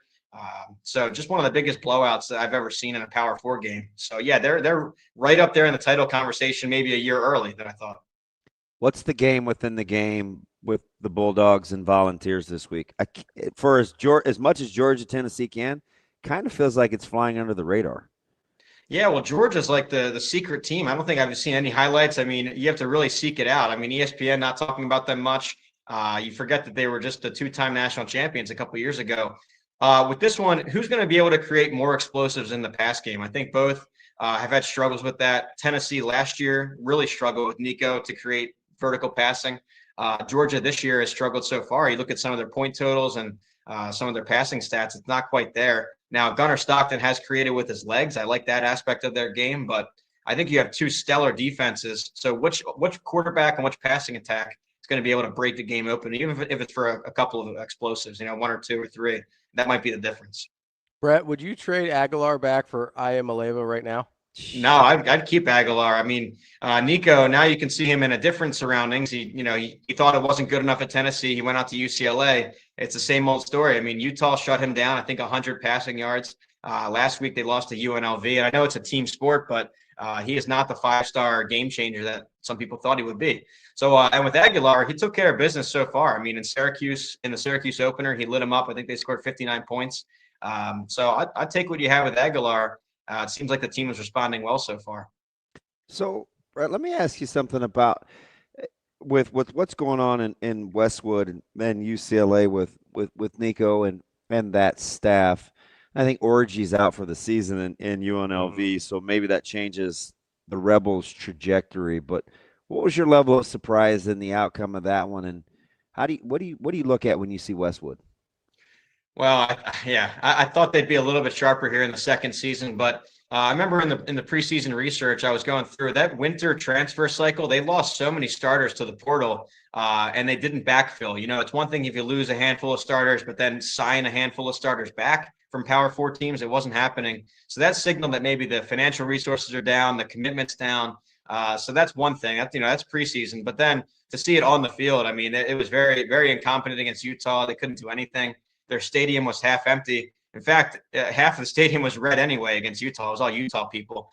So I don't know what's happening out there. It could be one of the worst Big Ten teams this year down there with Purdue, with Northwestern. So they've been downgraded a couple spots for me so far. I don't know. I thought it would look cleaner in the second year. Usually you see that in a second year of a coaching staff, but new coordinators already, new quarterback. It's just not clicking. So pretty down on UCLA right now. Brett, kind of a random one who got a big win. We talked about Arizona State earlier. Jeff Lebby and Mississippi State. I know it's just 2 games. How are you feeling about Jeff Lebby and his early returns down in Starkville? That's a major win for them. A top 10 win at home. Just a college football primetime moment there. The walk-off touchdown with 30 seconds left was pretty cool to watch. You've seen the reactions all over the internet, and then they stormed the field. That was the kind of spark that they needed. It had been boring a couple seasons after Mike Leach, so they needed some kind of spark. He was supposed to bring it last year. It might be a year late, but he's an offensive guy. He's got roots all over the country. I think in the Art Briles system. He was at Oklahoma a couple years. So when you hire a guy like that, you expect the offense to get there, and I think it will. But really, his defense was the difference here. They held Arizona State to 3 points in the first half, really kept Leavitt uncomfortable. And this is supposed to be your Big 12 defending champion or your projected favorite in some cases. So huge win, some momentum heading into a tough SEC. But, yeah, they really needed that, and I think they're trending back towards a bowl. I want to get to these two because you talk about flying under the radar. I'm fascinated. I want to start with A&M and Notre Dame. It seems like it's must win for Notre Dame with your 2 marquee non-cons. You'd like to at least split there. A&M quietly is off to a pretty good start. I get it. It's 7. Does it seem like it's must win for the Domers? I think so. Because they don't have the automatic bid path that you have in a Power 4 conference. Like if Clemson were to drop 2 non-conference games, they still have that backdoor path through their conference like they did last year. Notre Dame, not so much. And they've already been testing the bounds of how Notre Dame can make the playoff. Last year, they lost to Northern Illinois. I thought that might be a straight elimination shot right there. I didn't know how they would evaluate an 11-1 Notre Dame. But they ran the table and earned a spot. This year, the new test is, can they go 2 losses, and especially 0-2 against 2 of their harder teams? Because if you take those 2 games off the ledger, their best win would eventually be USC. I'm looking at it right now. I mean, Boise State took a loss. They're no longer ranked.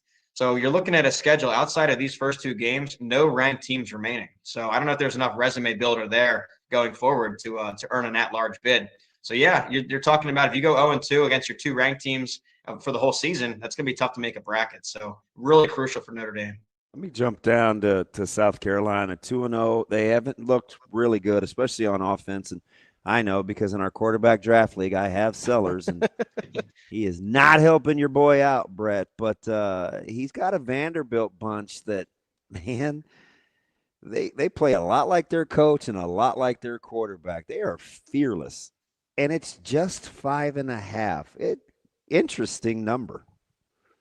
Yeah, interesting number. I lean Vanderbilt here, actually. My numbers have it Vanderbilt by South Carolina by 2. So that would impute about a field goal value for Vanderbilt. Look, I know it's easy to do, it's common to do, but look at their common opponent. They both just played Virginia Tech within the last 10 days. South Carolina struggled. It was close. They needed a punt return to pull away at the end there. I think they won 24-11. Vanderbilt ended up blowing them out in the fourth quarter. Diego Pavia really took over. Eli Stowers, a tight end. And you're right. They took on the personality of their coach. They're aggressive. They're going for the win. They don't care that their helmet says Vanderbilt and all their program history. They want to win now. So, yeah, I mean, I like the attitude from Vanderbilt, and the numbers look like that too. So I'm going to go Vandy here to pull the upset. South Carolina has not impressed so far, and then we'll see about that going forward. Brett, the one game that I'm sort of morbidly interested in is Alabama and Wisconsin because of their head coaching situations, right? Kalen DeBoer off to kind of a rocky start. Luke Fickell probably on his last legs. That's a huge line in favor of Alabama. But I thought it would be more. You think so? It was a 14.5. I've got it at 20.5. Oh, okay. Maybe I'm not seeing it right. Okay, go ahead. But it's also from ESPN, and they're off a lot, so I'm not sure. Brett, as you watch that one, is this a situation where if DeBoer loses to Fickell, he's in real trouble, whereas people kind of expect Fickell to lose this game? There's no way. Yeah, I think you're right about that. I think there's nothing to gain for DeBoer here. I mean, unless they blow him out. I mean, it's expected to win. They're already thinking ahead to their marquee games with Georgia coming up at the end of the month. LSU's on the schedule. Auburn, obviously, the Iron Bowl. Those are going to be the things that decide his fate. But there's a whole lot to lose. If they lose to Wisconsin, then he might not even make it back. He might not get to the Iron. That might be it. He might be fired on the field afterwards. I mean, that's just, that's going to be a tough spot for him. But with Luke Fickell, that schedule is so brutal. I think that the expectations shifted in preseason for fans. Like, they might be happy with just making a bowl this year and buying another year into 2026. But that's not the case with Alabama. They want to win out. They want playoff. They want everything. So, it's must win for Kalen DeBoer. I'm curious because it's in the conference, and I was shocked at the number. How about Minnesota laying less than a key number, just 2.5 on the road at Berkeley? I agree with you. I like Minnesota by more than that number. I think they played some flawless football so far, albeit against some weaker opponents. But, I like what they've shown so far. Cal, I think, has upgraded in the power ratings, and I agree with it a little bit based off their quarterback. Of course, originally they were going to go with Devin Brown, the old Ohio State backup. Instead, they opted for their 4-star freshman quarterback. It's a tough last name. I haven't worked on that one yet, but he's lighting up the stat sheet, and I think it's turned them into a more complete team. You always have a solid defense with Justin Wilcox, but now with a potential passing attack, that could be something to watch. Cal's a team I thought we had written off in the preseason. They lost all their star players. Yeah. They had like a coaching coup. They were trying to hold out. Does Rivera really want Wilcox's job? It was weird. So it was a really weird offseason. But now that we're actually playing football, I mean, they blew out Oregon State and then followed it up 2-0 last week. So I'm going to go Minnesota here, though, bigger than the field goal spread. But, keep an eye on that game. It's interesting. Yeah, I saw that line, and I'm thinking a little bit of fool's gold. I mean, maybe it's sleepy going out to Berkeley, but let me give you one last one. And I know Texas State is good. But Arizona State, maybe a little bit of a hangover. Just 14. we talked about Arizona State in the opener. Maybe Scatterbo was just that good for them last year. But Texas State seems to be like a pretty live dog catching a huge number. Yeah, Texas State's one of those teams that was considered atop the Sun Belt race. And then, of course, if you're atop of a non-AQ race and you're in that playoff discussion loosely. So they were considered in preseason. I think Arizona State only beat them by a field goal last year. So even with last year's Big 12 title game, it was a tight game. And I think if you're Arizona State, you're going to learn a lot about your locker room, about Dillingham, his ability to motivate after a loss, because they came in with sky-high expectations. They go on the road and lose a deflating game in a tough environment. How do you refocus for Texas State? And no knock on them, but this is not a Big 12, ranked matchup. This is a Sun Belt team. You're going to learn a lot about how they respond right away. And I want to see more from Sam Leavitt in the pocket. I want to see him calm down, hit his open targets. I want to see Jordan Tyson. He had a couple drops, supposed to be a first-round receiver. So they have a lot to grow, and I think that this will be an important game for them before Big 12 race heats up. So we're going to learn a lot. I think they'll be fine, but you're running out of mulligans if you're Arizona State. All in or all out? We'll get you out on this one on Prebula and what's going on at Missouri. Well, it's tough. I think in other conferences, I'd be all in. I think they could contend in some leagues, but in this SEC, I still have them down 12th, 13th in the conference. It's just so crowded. I did like how they responded to a big Kansas deficit. If you look at the stats on that, they outgained them by 350 yards. Yeah. A little bit misleading there if you're looking at just the final score. I was surprised it was 35-31. I'm like, how? Yeah. So at the time before they got the late score, I'm like, it seemed like Missouri was dominating. Yeah, but you got to give him credit for reloading at receiver. There's so much talent at Missouri. It's just such a crowded conference. So I don't know how to answer it all in or all out, but they're a solid team stuck in a really tough conference. Who's the worst team in the Power Four? Oregon State or Stanford? It's got to be Stanford. Just brutal to watch. I was up late over here on the East Coast. It was like a 1 a.m. finish against BYU. It took until 1 a.m. to see some points on the board for them. They were shut out the first three quarters. Passing game brutal. I think they had like 10 rushing yards the whole game. Yeah, I'm going Stanford. I had them dead last to enter the season. They're still dead last for me. Yeah, Oregon State only a 24-point dog to Texas Tech. That did not look right. They got to learn how to punt the ball too. I don't know if you saw that. It was one of the worst punts I've ever seen. A guy like a soccer kick, he passed the ball on the field. Ridiculous. Everybody forgets about ACC Power Stanford. Brett, we appreciate the time. As always, great stuff. We'll talk to you next week. Thanks, guys. Enjoy week 3. Thanks, B. That's Brett Ciancia, Pick 6 previews. It's a big number, and I don't love it. Yeah. I don't get into bigger spreads, but Texas Tech, 23.5 over Oregon State. Stay away. We'll lock it up later in the week. Yeah. We'll get it done on Friday. There's a couple that we're going to snipe them. Lock it up. Lock it up. We like talking to our guy, Brett Ciancia. Has Purdue got anything for SC? No, they don't. No, absolutely not. Why'd you say it like that? It's kind of weird. No, Purdue's. I think Purdue's pretty bad. I mean, shouldn't Minnesota be favored by more? Than the 2.5? Yeah, that's wild. I hadn't looked at that line when you said it. I didn't think you had it right. That doesn't sound right at all. Are they begging me to look at Cal? Hey, listen, this is one of because what is that? That's 9:30. Yeah, it's. It'll be fight time, but that's one of those where I look at it and I go, oh, that's free money, and you look at it and you go, why is the number so small? Yeah, that's typically how this goes. Yeah, and you're a big free money guy. Oh yeah, I'm like, hey, that's free money. You and B. Edwards. Cal's bad. Minnesota's better than that. Give me the free money.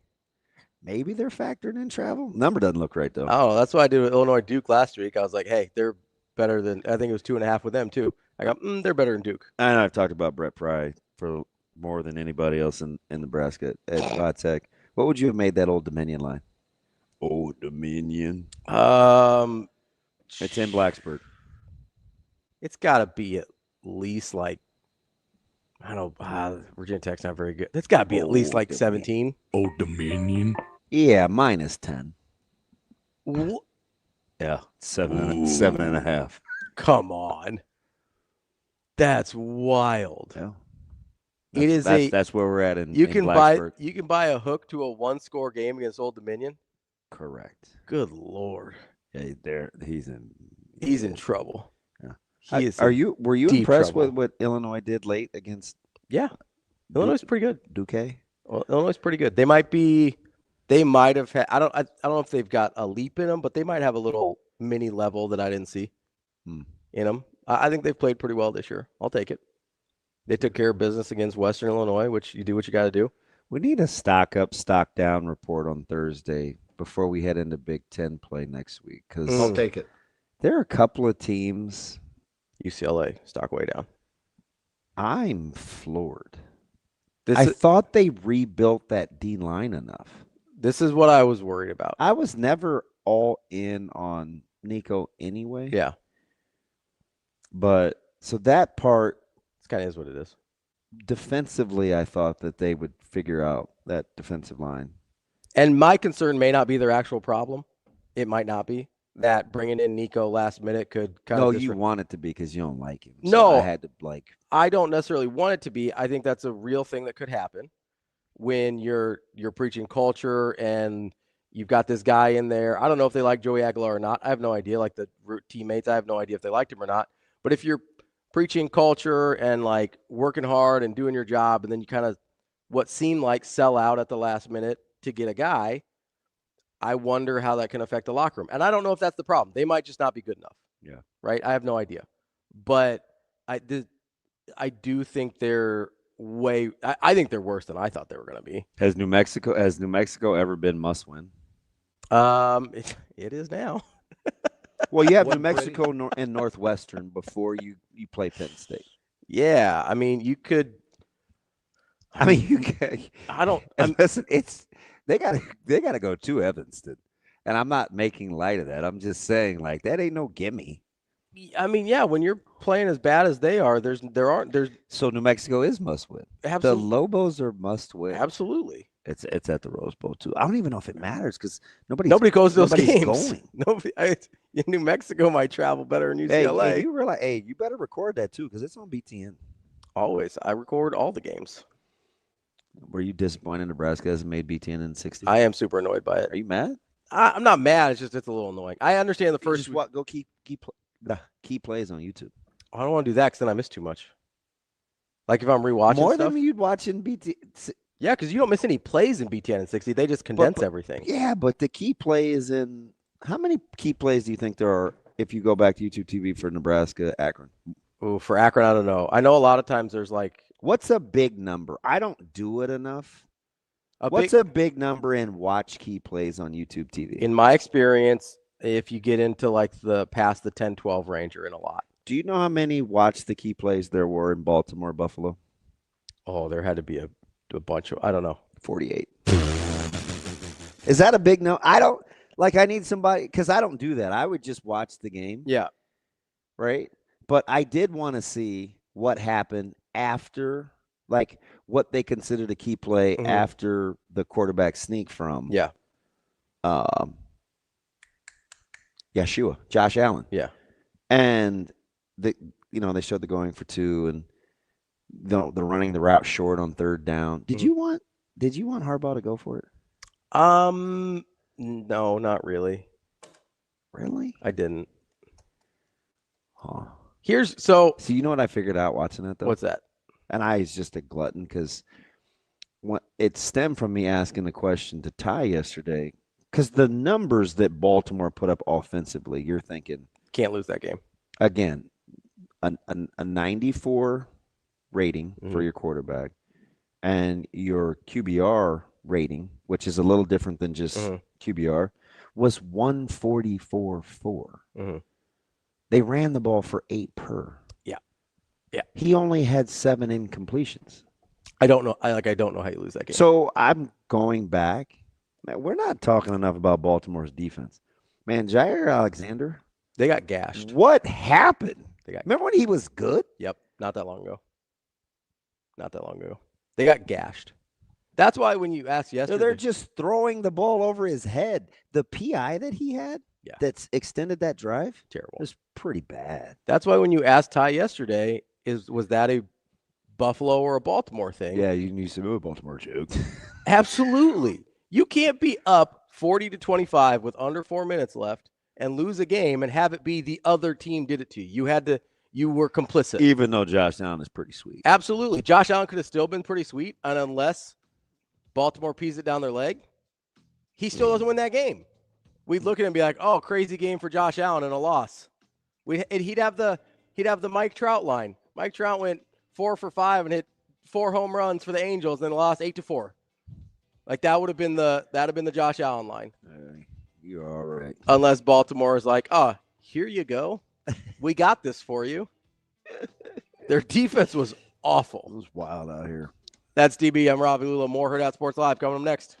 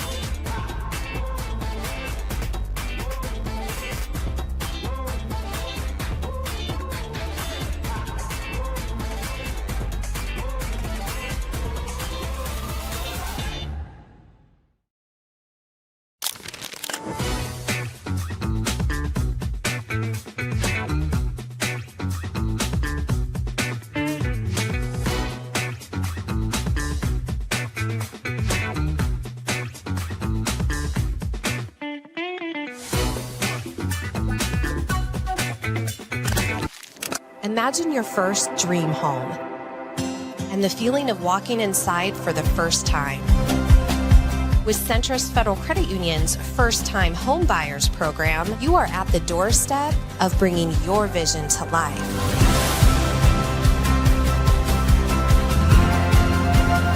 Welcome home. From your neighborhood mortgage experts, Centris Federal Credit Union. We are where you are.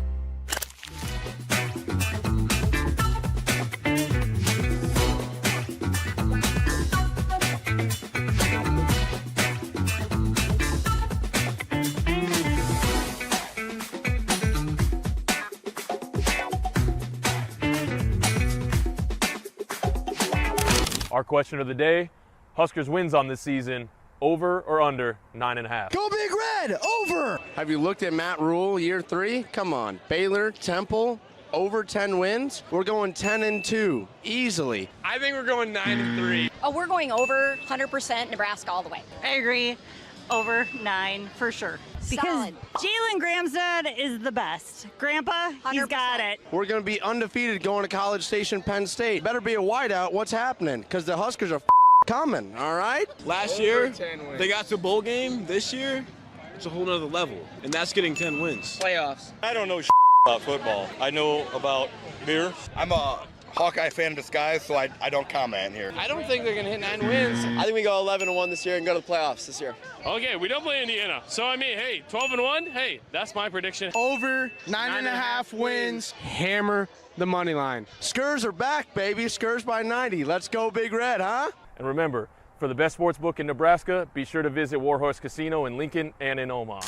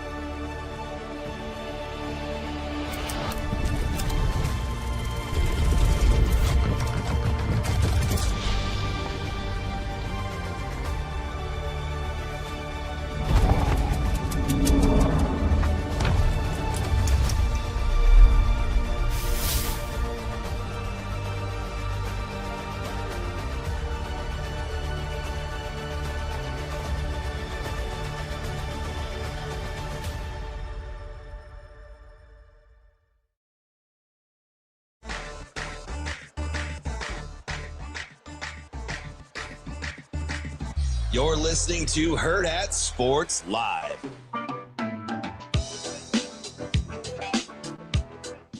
Welcome back, Hurrdat Sports Live. That's DBM Ravi Lulla reminding you, if you're looking at your real estate apps all the time, why don't you take that next step? Go to centrusfcu.org, get a pre-approval, see what you can afford, see what your rates are, and see what programs they have to help you out. Talk to an expert today, centrusfcu.org. Terms and conditions apply. Federally insured by NCUA and an equal housing lender. Let's talk to our guy, Ryan Roberts. We've got one of the biggest games of the week that maybe is not getting paid as much attention to after Notre Dame had the loss to Miami. Ryan Roberts from A to Z Sports. What's going on? Hey, fellas, how are you? How are we doing?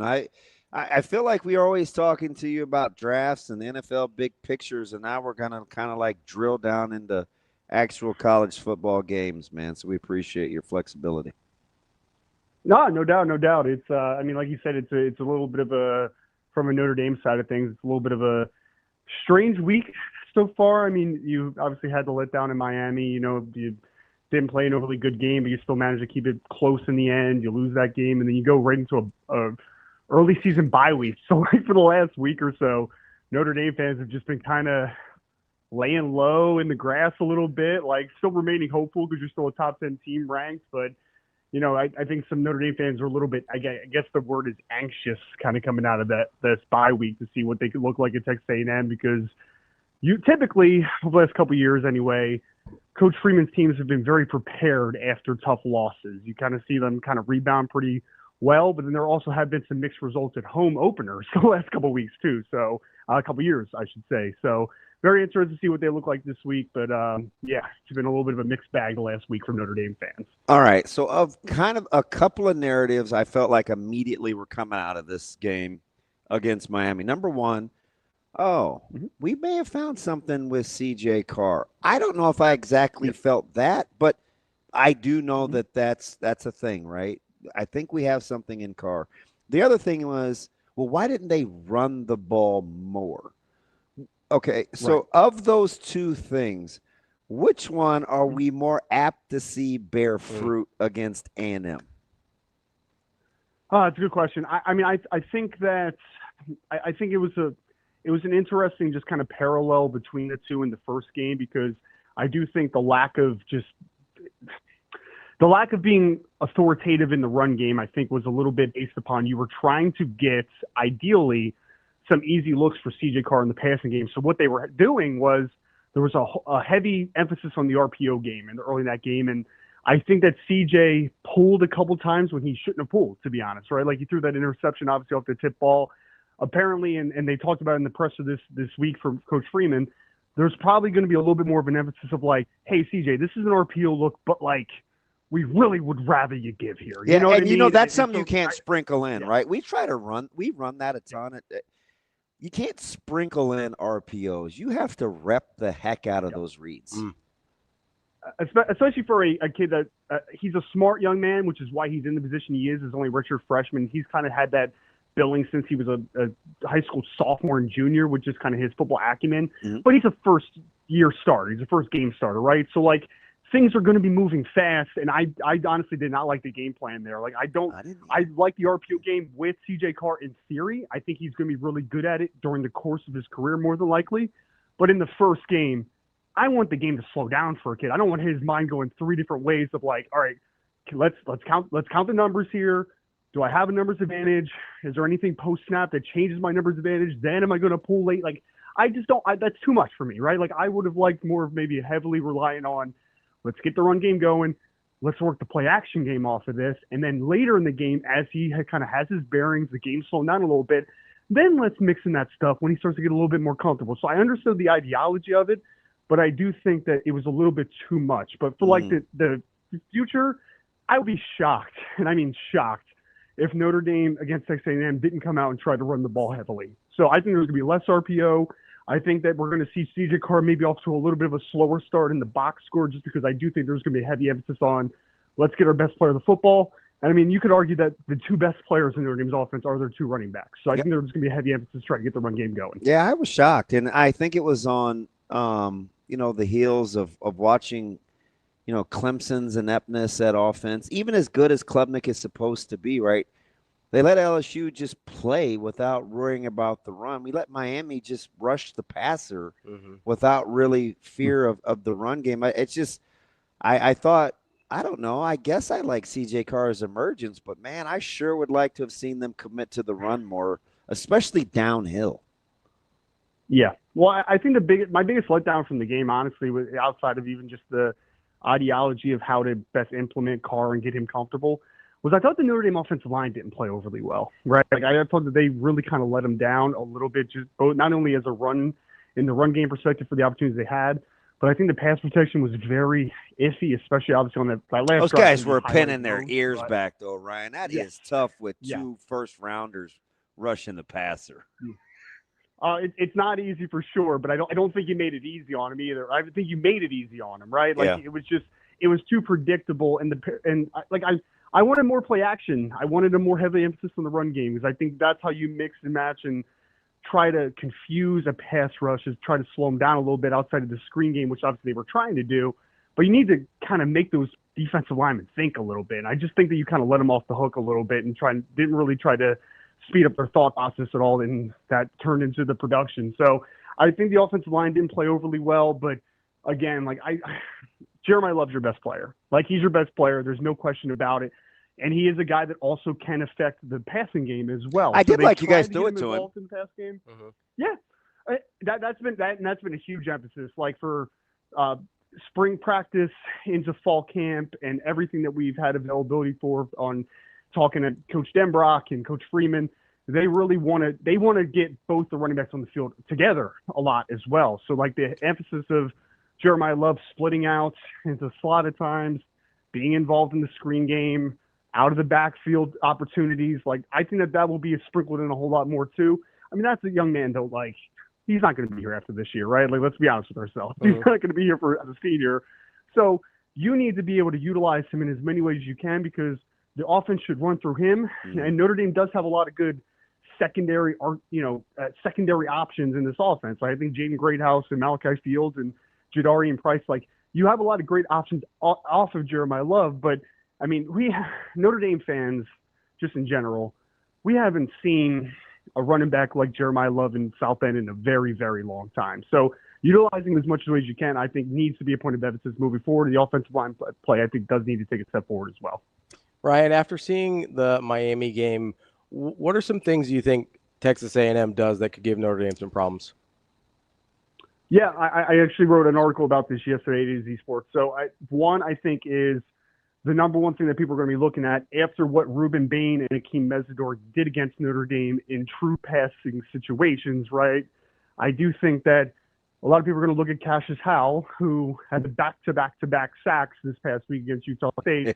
But, I mean, people have been buzzing about that kid all off season. I talked to a scout that was through Texas A&M who said that kid, that staff thinks that kid could be the SEC Defensive Player of the Year this year. They think that highly of him. And he's a much different player than what Ruben Bain is. He's not a physical power rusher. He's much more of the finesse. Yeah, he is a outside bend. Louisiana Bayou kind of guy. Who is the blur? Yeah. Yeah. He's got incredible bend. He does. And that gives me a little bit of worry because, I mean, again, we're talking about kids that are 20 to 22 years old, right? And we're talking about Anthony Knapp and Emil Wagner at offensive tackle. So the whole week they're thinking, man, we just got bullied, right? We just got speed to powered collapse pocket. So that's in their mind, back of their mind. And I'm hoping that isn't too much in the back of their mind because if they're expecting Cassius Howell to be that type of player, he's not that type of player. He's trying to hit that outside shoulder. He's trying to rip, and he's trying to turn the corner. He's trying to flatten to the quarterback. There's no doubts about it. So Cassius Howell, slowing him down as much as possible, I think is going to be number one, trying to show that your offensive tackle pass blocking is better this week. And then I think on the offensive side of the ball for Texas A&M, it's about stopping the two transfer wide receivers they have. So they got Kevin Concepcion from NC State, who's made his living in the slot. He's a very good route runner, shifty in space, good after the catch. And then Craver worries the hell out of me because Craver's more of that's the speed dude, right? Like I watched him against Utah State where they did a corner blitz, and the poor safety for Utah State, they asked him to play man coverage against Craver, and Craver was like, "All right, see you later, bud." Like, And he's like teeny. He looks like a little kid, but he can fly. He can't be but 5'8". Well, I was going to say the same scout that I was talking about earlier that went to Texas A&M. He was like, "Dude, Craver might be 5'8". He might be 5'8". You know, like he's a small guy, but that speed to burn is a weapon. And Notre Dame had problems with protecting the slot last week against Miami. Obviously, the freshman Malachi Toney had a field day against Notre Dame coming out of the slot. So the nickel against Concepcion worries me. But then Christian Gray is a feast or famine corner to the field for Notre Dame. He has some great moments. He has some moments that make you want to pull your hair out. And the one thing that he doesn't do well, he doesn't always locate the football down the field, and he gets a little bit grabby down the field too. And who's that going to be against? I would think that it would be Craver a lot of the time, of a guy that's trying to work vertically and trying to press the ball. So I think those two transfer wide receivers. And then funny enough, Cassius Howe was also a former transfer from Bowling Green. So the transfer portal has been pretty good to Texas A&M the last couple of years. A&M doesn't have a 100-yard rusher that's not named Reed. Is that a pro or a con that A&M comes at you with a true dual threat quarterback? I mean, I think it's a pro for them potentially. Because the way I look at it as, and I know that this is a pretty good fact, at least in the first game. There's been some load management on Le'Veon Moss, the running back for Texas A&M, who's a really good player. And last year against Notre Dame, he had a nice game in the first game. It was actually kind of leaning on Notre Dame early in the second half to kind of begin things in the third quarter. So I think that there's been kind of an emphasis of like, hey, these first two, we know we're going to be okay. Let's save your legs when we get into the important meat of the schedule, Notre Dame, and then into the SEC schedule, right? So I'm worried about Le'Veon Moss to a degree. I think he's a very strong physical downhill runner with explosiveness. But then the fact that you cannot fully key on him either, because, you know, when you had Connor Wegman last year, like there was only so much extension off of the run game that you could do. Now with Reed can get busy. Yeah. Yeah. I mean, so you're going to probably see some zone read. You're probably going to see some power read. Like you're going to see different just emphasis and different types of run game scheme in this one, which will be a challenge, obviously, right? So the linebackers from Notre Dame were up and down against Miami. There were some good, some not so great. So you're really going to have to go with your eyes and good with your, you know, just gap integrity and being able to just have that understanding of trusting the guy around you. Like, I think that's going to be very important because I imagine that the Reed game is going to be implemented a ton with Reed, especially since it sounds like he's good to go and there's no, no worries about his health after he kind of left Utah State earlier this past week. I want to ask you something off the grid, and if you haven't, is it delve, dive? One of those, I don't know, adverbial forms of taking a deep dive. On the national scale for the draft, you all in or all out on Proctor at Bama as an NFL left tackle? Oh, as a left tackle, I'm all the way out right now. We'll see what it looks like the rest of the year, but he's just. You didn't even have to think about that. Isn't it amazing how that shifted in a hurry? He is a player that the best parts of him are also the worst parts of him. And what I mean by that is people are going to marvel over the size, right? Like he's 6'8", he's 375 pounds, probably somewhere in that ballpark. And when he gets his hands on you, it's over. You know, like he's got incredibly strong hands and he's physical as hell. So like when he gets inside of you, it's the rep's done. But the problem is that at left tackle, you are going to be pressed into space so much. And we see every single week the Myles Garretts and the TJ Watts and all these just absolute freak show athletes that can win not only on the outside shoulder, but can also cross space and beat you on the inside as well. And Proctor's size is a limitation in his ability to redirect in space and redirect in one-on-one situations. And I think that is going to be a problem for him. I think it's going to be a problem for him for a guy that can win on both shoulders. If a guy can only win on one, he's good. But right now with guys that have options and have counters, I really think that his lack of ability to redirect is a hindrance to him right now. Real quick, is the first pick in the draft for you right now an offensive or defensive player? It's such a fascinating question because obviously your mind always goes to quarterbacks. And and it probably will end up being depending on who picks number one, but it's a better defensive class for sure right this second than offensive. I don't think it's overly close, right? Mm-hmm. Like you have, obviously it's a great safety class. It's a very good corner class early, it appears, at least at the top. You have a defensive line group led by like Peter Woods and those guys that are very good as well. So it probably should be a defender in the vacuum, but as we know, like the vacuum doesn't always work out. So and it'll probably be the Saints at this pace, and they need a quarterback. So you're probably right. Exactly. Yeah. So then the question comes like, what quarterback do you want, right? Like, are you Garrett Nussmeier, not the obvious, relationship there, or do you want a Lenore Sellers out of South Carolina, or where do you want to go? There's going to be some options on the board. So if I pressed, I would probably say it'd be on the offensive side of the football. But I do think if you're asking me what it should be, the defense does seem like the much better class as of today. That's Ryan Roberts from A to Z Sports. Ryan, great stuff as always. We'll talk to you soon. Appreciate you guys. Have a great day. Thanks, buddy. I'd like to see Sellers get going. Coming up next, give me some points. Talk to our guy, Mike Schaefer. He can keep doing whatever he's doing. I'm fine with that. We'll be right back. More Hurrdat Sports Live.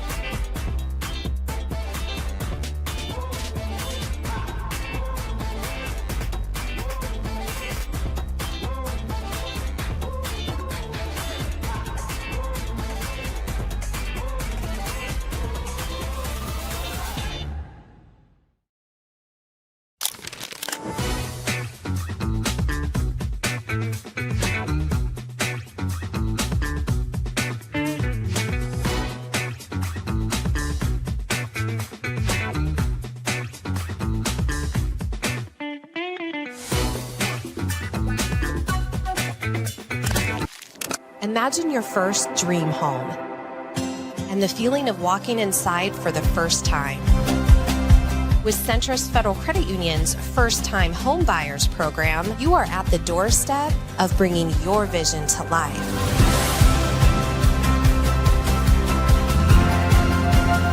Welcome home. From your neighborhood mortgage experts, Centrist Federal Credit Union. We are where you are.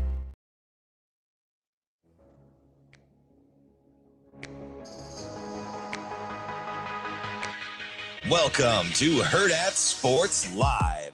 Just the fact that we're getting the ball to so many different people means as a defense, there's a ton of balance. You're not just saying, you're not coming out on your scouting report saying, hey, we got to take away this guy. You can say right now we got to take away Emmett Johnson, because he's obviously, I think he's top. What is he? They give me this stuff, right? Emmett Johnson is 7th nationally in yards from scrimmage, and he played half the game last week. So you could say take him away, but then you take away Isaiah, Dane, Ja'Cory. Who do you take away? And then we're talking about Ja'Cory as a guy I didn't even think was. When I sat here last week, I was like, I don't even know if he'll play. And, he goes out and does what he does. But I think a lot of that's like that. He's not the first progression on some of those, right? Some of those are, hey, I'm going to throw the ball loose the first progression. They play man, we get backside to Ja'Cory. And so I think those are the things that encourage me, not the score, but just the way that we're executing the things we're supposed to execute. Welcome back, Hurrdat Sports Live, presented by Centrist Federal Credit Union. That's DB. I'm Ravi Lulla here at Hurrdat Sports Bar and Grill. Don't forget, it's Tuesday. That means kids eat free with the purchase of an adult entree. Maybe something someday our friend Mike Schaefer will take advantage of with his little one. Now that he's living in the great city of Omaha. Schaefer, what's going on, bud? Not a ton, just basking in the afterglow of a Minnesota Vikings. I think you call it victory last night. They were the team that had the most points when the clock ran out. I mean, this league is so tough, man. Hey, you take what you can get, and your quarterback is trending on the uptick. Full disclosure, I'm going to see what I want to see with McCarthy because I want him to be good because I said he'd be good. But, man, when it was nut-cutting time, he was pretty good, man. If at the end of the half, let me ask you something. At what point were you thinking, shoot, man, KOC, I see what you're saying in McCarthy. 20-some seconds left, one timeout. Go get a field goal. Like, were you like, just get to half, or were you like, okay, go try to get one? I thought that changed the whole trajectory of what the confidence he injected in McCarthy. Yeah, I mean, I think it'd be hard for the pick six not to be the inflection point, because at that point, I think his attitude basically went from, well, the worst has already happened, so it's time to just battle back. But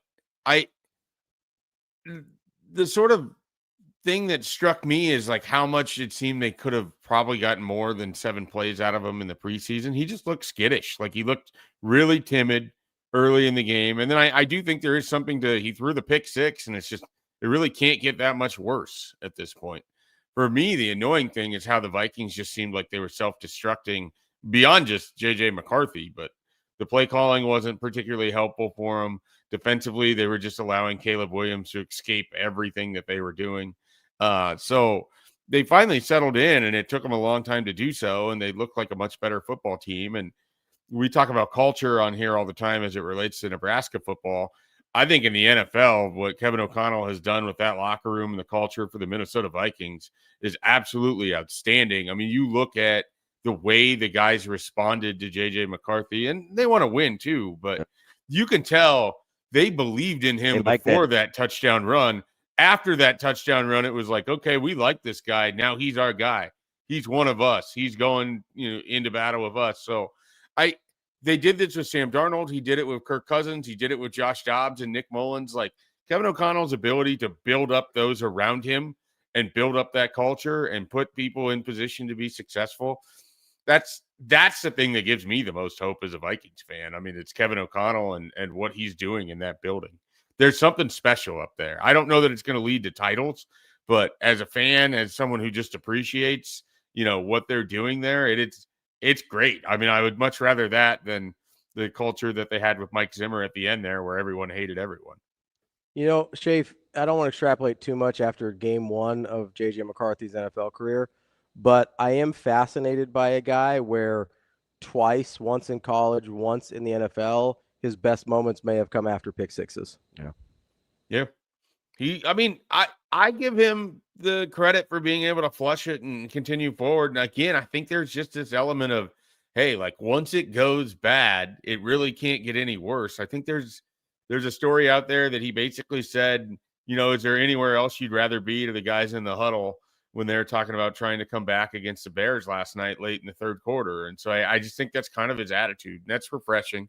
I still don't know if I fully buy in that he's going to be a huge difference-making quarterback, but he's what they got, and they have the roster. I mean, so we'll see how it. They're not even fully loaded outside the number either. I mean, that's the thing. Like it in theory should get better the more he plays, and I think defensively they can look a little better against a quarterback that's a little less mobile. But clearly, Brian Flores figured something else out, and coaching does matter. I mean, Kevin O'Connell making sure that Ty Chandler ran that ball out of the end zone to get that thing to the under 2 minutes.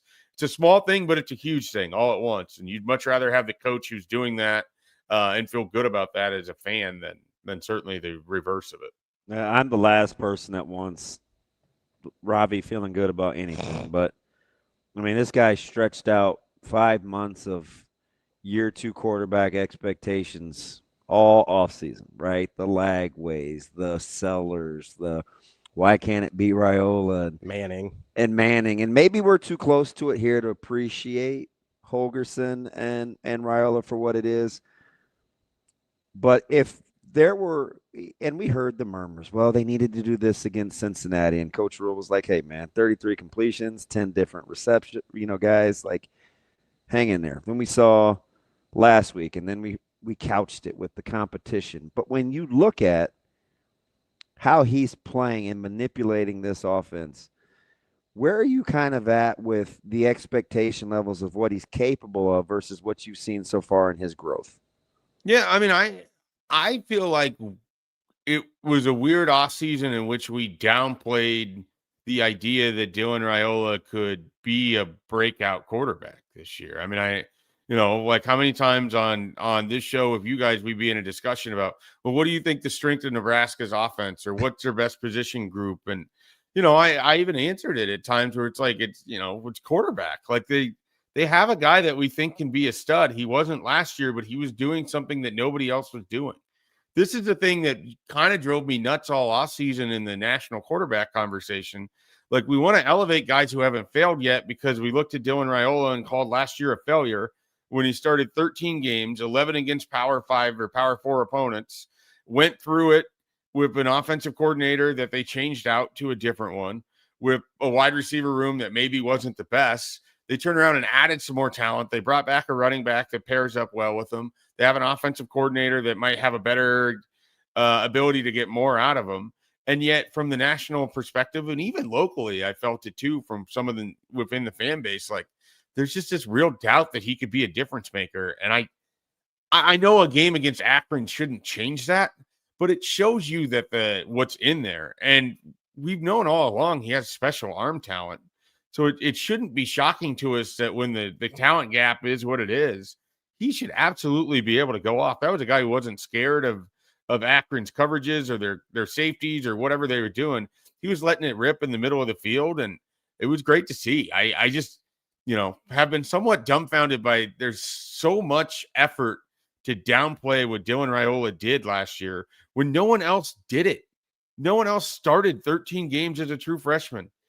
And there hasn't been a lot of cases of people doing that. Like, you can point to Trevor Lawrence, and that's like a one-to-one situation. Otherwise, it just doesn't happen. Over 500 snaps.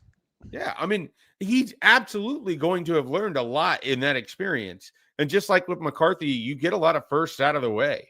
You have that first road game. You have that first, OF environment like Bloomington. You have the being in the horseshoe and your team is down and you've got the ball and the opportunity to go win. Like, getting those out of the way and being able to fail and then pick yourself back up and still have a successful season in terms of overall team success, that was important for Dylan Raiola. And I think we discounted that, and we shouldn't have. Yeah, I mean, we look right now at Michigan and we see how hard it is, right? It's easier to see when it's happening to somebody else. Yeah. Absolutely. We all think Michigan's pretty good. I still hate how we miscategorize Underwood, so I'm trying not to get into that. If I hear miscategorize him in what way? This scrambling, this kind of dual threat thing. He's never been labeled as a dual threat guy. He's clearly uncomfortable running the football. Yeah. It's just like he wants to be a passer. Like, that's not what he does. It's not what he does. But we're seeing in real time how hard it is at the power conference level to start as a true freshman right out of the gate. Like, for all the love Lagway got last year, he didn't start till midway through the year when their season was over. They were like 1-5 when he started. It is hard. It is hard playing with expectations. And he and Sellers both have it. 1-5 is just, Arch has it. They have They have the Raiola shoulders of, be the guy. You're the guy, yeah. And we need you to be the guy.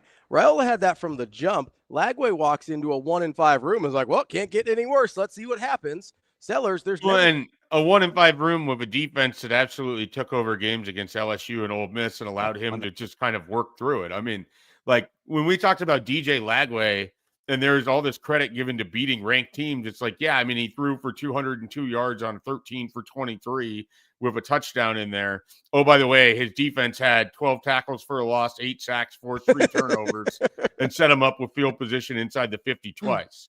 We'll just ignore that part because we got to talk about quarterback wins like it's a real stat. And we got to ignore the fact that Arch Manning had only thrown 90 passes in his whole life over the course of 2 years at Texas and couldn't beat out Quinn Ewers, who nobody loves. Nobody loved, right? Do you know a single person who was like, oh, yeah, Quinn Ewers, I'm super excited about that guy? Like, it made sense why Arch couldn't beat that guy. Not since roughly like 2018, no. Yeah, not since the first time that he went to Ohio State or whatever, right? Like, you're sitting there and you go, okay, so like maybe there's a reason that he couldn't beat out Quinn Ewers. Maybe there's a reason that it's helpful to have snaps under your belt. Like, I'm not saying these guys aren't eventually going to be good quarterbacks. That's never what I was saying. My point is, it's way harder than we give it credit for. Like, just assuming Lagway and Arch especially. I mean, Sellers at least had a bigger sample size than those guys. But it's just assuming those guys are going to turn into Heisman winners. Like, what are we talking about? And then assuming because Raiola played a whole year and actually went through some things that he's all of a sudden not that guy. He's all of a sudden Nico or DJU or one of these other 5 stars we didn't love. Like, just because he actually went through it. That's what I never understood. I still don't understand it. I think Dylan's better than all of them. So I'm going to say that out loud. I have nothing that I push back. I wouldn't push back against any of that in the summer. I mean, it's sort of where I've been at, and that's why I really appreciated Saturday. What I appreciated most out of Saturday, beyond just Dylan too, is it felt like a team that, like, it wasn't enough just to do something a couple times. Yep. It felt like they just wanted to leave their mark, and then you get that, leaked in air quotes halftime speech. And it kind of shows you, like, that was the mentality that they had. Like, they wanted to impress upon Akron, like, hey, you came to Lincoln. You're leaving this game, leaving from Nebraska. You played the Nebraska Cornhuskers. You're going to feel it when you're leaving the stadium. And that's the sort of performance they put together. And it was nice to see that in every phase after kind of a bumpy end of the first quarter. I wouldn't say that they played perfect the rest of the way, but they played at a high level that we just don't see a whole lot around here. Yeah, once upon a time, we would watch games and we would see how good Nebraska was. We didn't really talk about who they played. It was just, they were dominant, or, we saw this guy or these amount of guys, or I can't wait to see this guy get his legs underneath him as a young guy. How soon, and maybe it's only after this week with Michigan coming to town, you think you could get comfortable with that, Schaefer, given the direction of how non-conference scheduling may go, where you start looking at Nebraska as a team based on their own merit and not who they're playing? I mean, I try to only look at Nebraska as a team based on their own merit, not just who they played, because it's not, the transitive property, despite being debunked every year, we try to do it. Oh, Nebraska did this because this and that, so you're just fall into a fallacy when you start trying to weigh them against everything. And then it also leads to a lot of, goalposts moving, like, oh, I'll believe it when I see this. And then this comes around and it becomes, well, I'll really believe it when they do X. And then they do X. And it's, that's just the disease of more. And the disease of more is how you get better teams too. You don't want guys being satisfied because they beat Akron 66-0. They should be walking out of Saturday's game going, okay, we did that to Akron. Now we got an encore that we got to prove against Houston Christian at 11 a.m. We can't be sleepwalking as we start that game. We got to go prove it against these guys. And then that doesn't even matter. We got to go prove it against. So, you want that attitude within your program. I think Matt Rhule is going to have that in spades. So I don't know that that's a huge concern.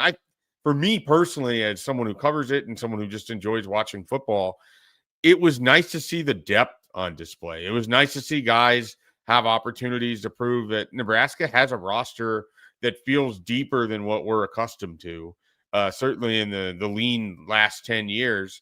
But just in general, like, I mean, you have Quinn Clark making a catch and run after that was phenomenal in the second quarter. You have TJ Lateef coming in as a true freshman backup quarterback and looking very comfortable. You have Isaiah look Mosey. Like he'd been playing for 4 years, right? It's like no, and you have Isaiah Mosey, who just doesn't want his feet to ever stop moving. It was awesome seeing some of these young guys. Just the offensive line, it didn't feel like there was much of a drop off when the second and third, and some of that's Akron, right? But they're still going against people. There's still guys on that Akron team who want to knock your head in, who want to win the play too. And so it all matters. And I think it was a very valuable experience that a lot of them got. And like I said, I walk away feeling better about Nebraska's depth in a lot of areas.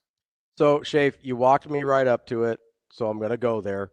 You brought up Mosey. You brought up depth. I want to go back to the running backs. Yeah, let's do it. Did you see enough from the running backs? I'm not the one bringing it up, so you don't have to jump me. I feel like last week got misconstrued. I wasn't angry about anything that you guys asked. Well, you see more. I'm just telling you that the guy's talent are closer. Can I ask? Go for it. Do you believe now, Schaefer, that the disparity in talent from 1 to 3 is not that? No. Okay. You don't believe that? And can I explain why, though? Okay. Yeah. You should have asked. I was trying. Go ahead, Mike J. Well, I don't even know we saw what Isaiah Mosey can do in terms of catching the ball out of the backfield. We saw it with Mekhi Nelson. We saw it with Quentin Ives. All three of them made nice catches out of the backfield. I think one of the underrated great things we're seeing from Dylan Raiola, you go back to a couple years ago when Adrian Martinez as a veteran couldn't make this throw. It's those throws in the flats. He's putting the ball in perfect spots for a guy like Mekhi Nelson to just catch it in stride, and that makes him more dangerous. I need to see these guys do more in terms of just running the ball, just straight hands up. Like, I feel like Nebraska has a group of really good pass-catching running backs. And the thing is, I felt that before coming into the year. You can go 5 deep. Kenneth Williams can absolutely catch the ball out of the backfield and be a threat for Nebraska. They don't have to get that far down there because they have Quentin Ives and they have Isaiah Mosey and they have Mekhi Nelson to do all of that. I would like to, hopefully this week, if Houston Christian see a little bit more of just a straight running game. It still feels a little bit clunky. Quentin Ives missing that hole early in the game in the short yardage. That was pretty brutal. I mean, you really can't have that mistake when you're playing a better team, because that could be a huge difference, in winning and losing in an important game. You got your hand up. You want to be called on here? Yes. Yes.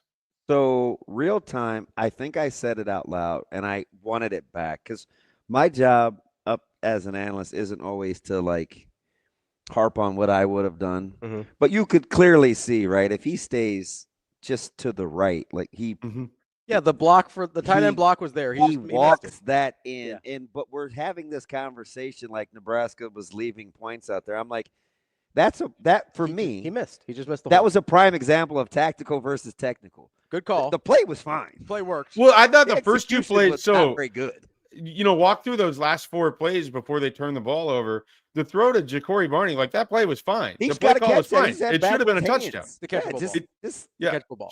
Turn the Should shoulder. have been a touchdown. The second play should have been a touchdown.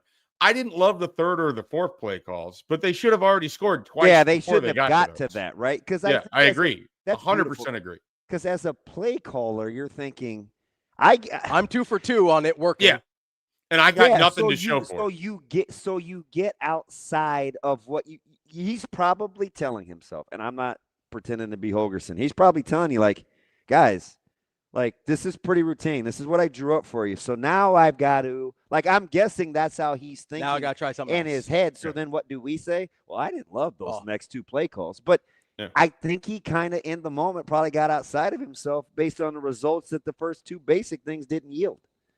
Can I ask? I 100% agree. I just want one thing, right? Now Dylan's all lean and mean and trim and can roll out and stuff like that. Can I just get one?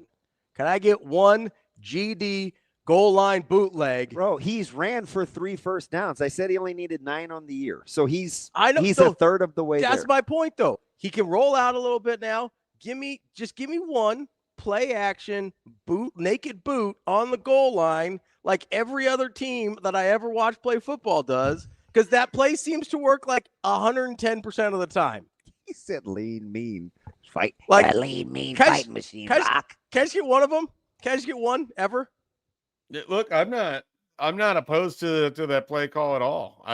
The one thing I want here is for the dive over the pile to be put away for a while. It's just too hard. Let's put that one away. We don't need that one back for a while. Agreed. It's just too, especially for a guy that's kind of explosive like that. Let him get a running start. Yeah, I just don't. I don't need to see the up and over. Unless I'm this far from the goal line, I don't want to. Yeah. Unless it's literally I can just reach over. We're done here. I don't want to jump. Let's push a pile. And I don't know if you guys would agree with this or not, but if you're going to run the tush push, I think I'd almost rather just a quarterback blast for Heinrich Harburg where he gets a little momentum catching the snap and then going forward, rather than being under center, having to get that, corral it, and then just getting shoved right into inertia. I'd rather have him being able to move forward with space, but that's just me personally. If we were nitpicking from Saturday. Schaefer, I was having this conversation with Stephen Mercutio Sipple, where we're talking about how to watch special teams basically, and kind of what goes on with it. And I'm one of these guys, only because I coach it, it's really, really important to me. I almost never look at the actual returner. I look at kind of are they coming after it? How are they working the gunners? Things like that. Have you allowed yourself, when you're watching special teams from your vantage point in the box, where you can actually see and appreciate the designs and how they're actually Eckler just doesn't luck in the long returns because of the opponent. you can see schematically how he's coaching guys and what they're doing, where you think it's portable week in, week out, where it could actually be a weapon. Are you seeing that from up where you are? Or do you watch it? I can't tell you that I know exactly what I'm looking for in terms of how you're springing and setting up returns. I do think it's interesting that they're able to at times show or come after punts, and then they'll get a team thinking in one sort of way and then have it set up for something else entirely. They rushed him into that low liner. I thought they were coming. Yeah, kind of what I was sort of getting at. Like, I don't know. I can't sit here and draw you up how they're doing it exactly or what every piece is doing, but it feels like they're sort of rope-a-doping teams into doing something that they want to benefit from by showing them their hand one way, knowing that it's not going to go exactly how they want, but they're setting something up for a future punt down the line. It kind of feels like that's, I don't know who this question is for, or if there's even a question in here. So I don't know. You guys do with this what you will. But yeah, we're just having a conversation here, Schaefer. It kind of feels like they're mimicking what Nebraska's trying to do on defense, where they're showing a lot at the line of scrimmage and then backing out of it. And I wonder how much Eckler's background as a defensive coach kind of has to do with that, where he's almost, like you said, he's sort of bluffing you into things and setting up looks for later. Again, I don't know if that's a question. That's just something that I thought of while you were talking.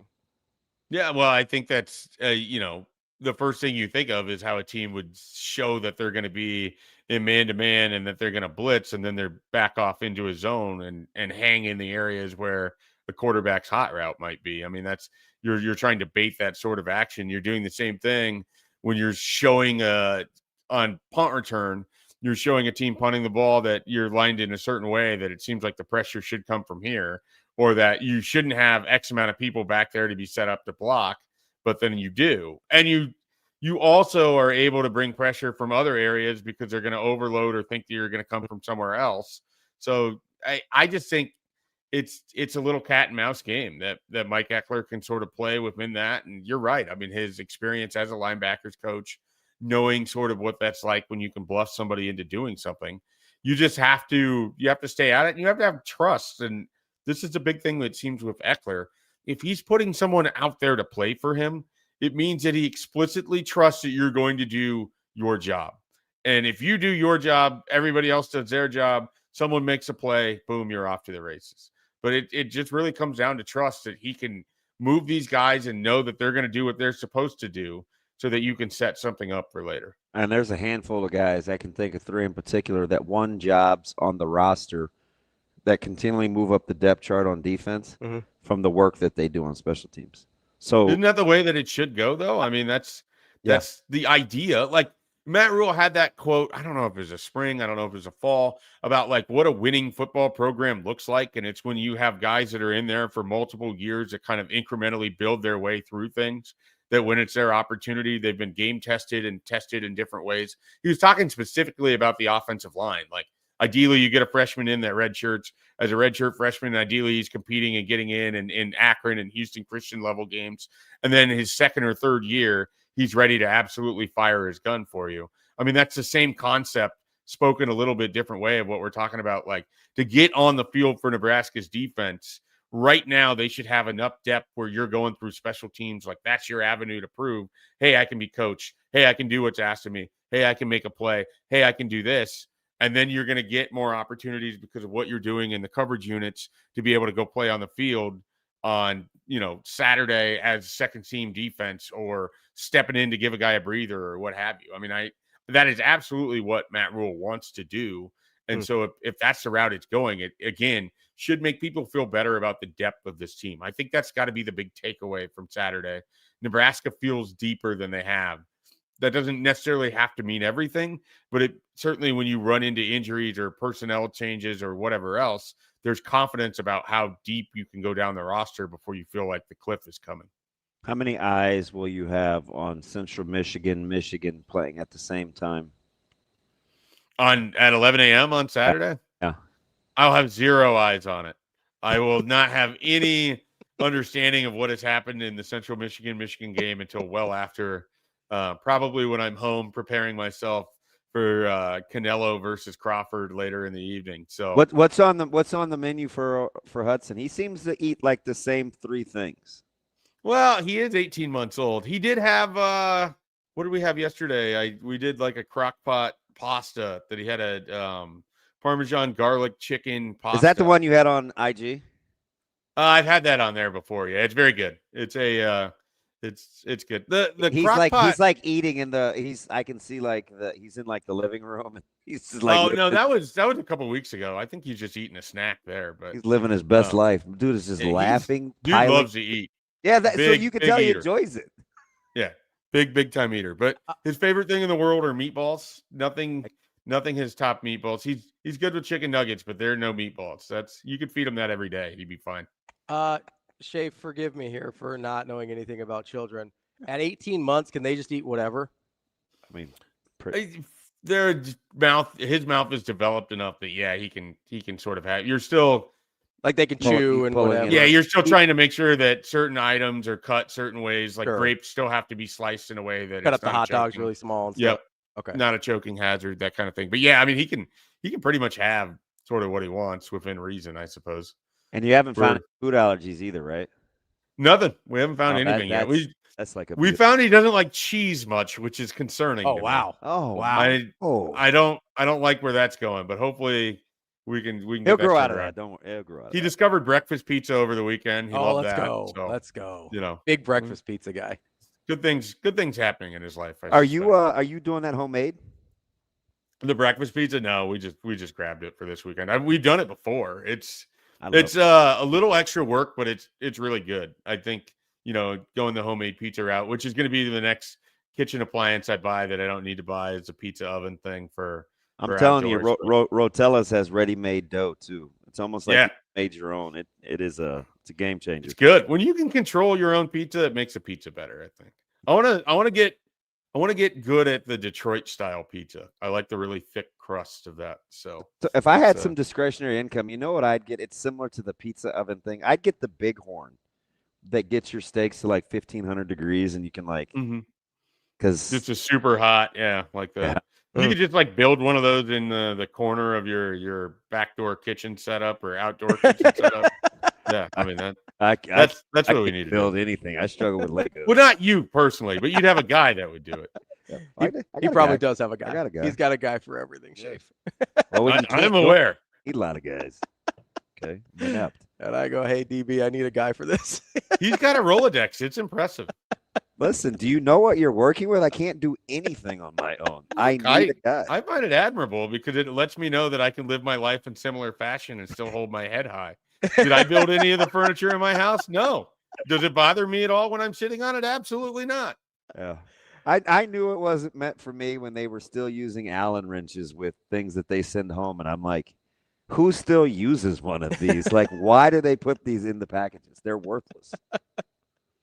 Well, they have value. I mean, it allows you to tighten and fasten. Yeah, for like an hour until it loosens again, because you can't get it tight enough without breaking your fingers and index finger. It's like they want you to put your hand in harm's way for the sake of the tightness of the furniture. No, man, you need calluses. I'm like, oh boy, on Trading Places, never done a hard day's worth of work in my life. See, this is the life I want to model. Well, hey. All right, Mike J. Schaefer, we appreciate it. We'll talk to you later. All right, guys. Have a good one. Thanks for having me on. Have a good week. That's Mike Schaefer, Husker 24/7. Let's take a quick break here and come back. We're going to talk to Dan Rafael here at 9:45, get into the Canelo Crawford fight. But I wanted to hit back on Arch a little bit before because. Of course you did. He threw 4 touchdowns in 5 minutes. No, because there was a weird interaction with the media and Sarkisian yesterday that I kind of want to get to. And I think it has a lot to do with your narrative you choose represents your dysfunction. Yeah. As a Texas fan you got to be careful when people choose the narrative that suits their dysfunction. If you're feeling a little dysfunctional in any way, though, call my guys over at Next Gen Male Medical. Regardless of how you're feeling, if you're not quite up to snuff, they can help you out. Whether it's testosterone, weight loss, peptides, anything else, they've got you covered. Call 402-614-9700 to get an appointment, and they can help you feel your best self again. It's Next Gen Male Medical. We'll be back. More Hurrdat Sports Live.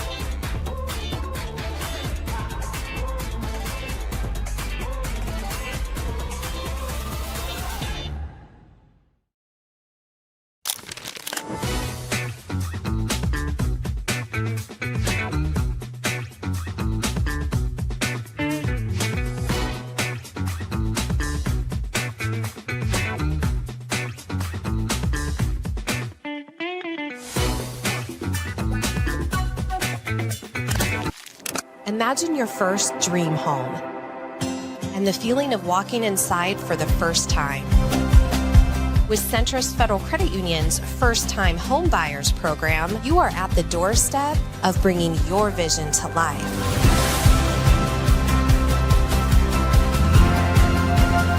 Welcome home. From your neighborhood mortgage experts, Centrist Federal Credit Union. We are where you are.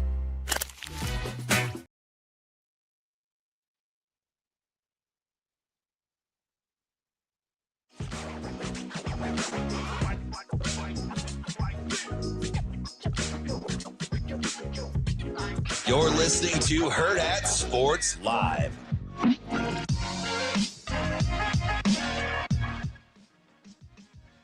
Welcome back, Hurrdat Sports Live. That's DB. I'm Ravi Lulla here at Hurrdat Sports Bar and Grill. Whether you're saving for a necessity like an emergency fund or something special like a vacation, Centrist Federal Credit Union is here to help. They've got lots of different options from savings account, money market certificates, and their Centrist Roundup program to help you save the money you're looking for. Terms and conditions apply. Federally insured by NCUA. Get all the details at centristfcu.org. So, DB, we were talking about sophomore quarterbacks and how I'm right about everything. And it's interesting. Oh, is that not what you said? That's not a direct. Is this current? I have no idea. Looks like no. Shane, can you resend the code, babe? So I fully understand that I'm 99% sure I did not intimate that you were right about everything. I maybe read into it. I said you've been harping on it for 5 months, and right now you look like you might be all right. Yeah, things could change. You never know. It's a week-to-week sport here. But one of the things that's very strange to me, and it reminded me of something we talked about Monday morning, I think, or maybe last week, I don't know, whenever it was, when we were talking about how be careful of people that choose the narrative that suits their dysfunction. And as I'm listening, this thing just popped up out of nowhere on my timeline. I told you, you're going to be able to use that the rest of your life. All the time. I think about it all the time. Now you do have to be careful of sometimes their version of the truth is applicable. Yeah. You just can't promote it to justify acting in a dysfunctional Correct. manner. Yes. Just their story may not be false, but it might be justification. Yeah. Right. So I'm looking at this thing popped up on my timeline yesterday because I had no idea. I didn't know this was a thing that was going around. Yeah. But apparently people are doing, I mentioned it with Brett Ciancia. People are doing these deep dives on Arch Manning, saying that he's wincing after he throws. Did you not? They're putting it in slow-mo on the television right now. And that this must be evidence of some secret shoulder injury, and that's why he hasn't been good.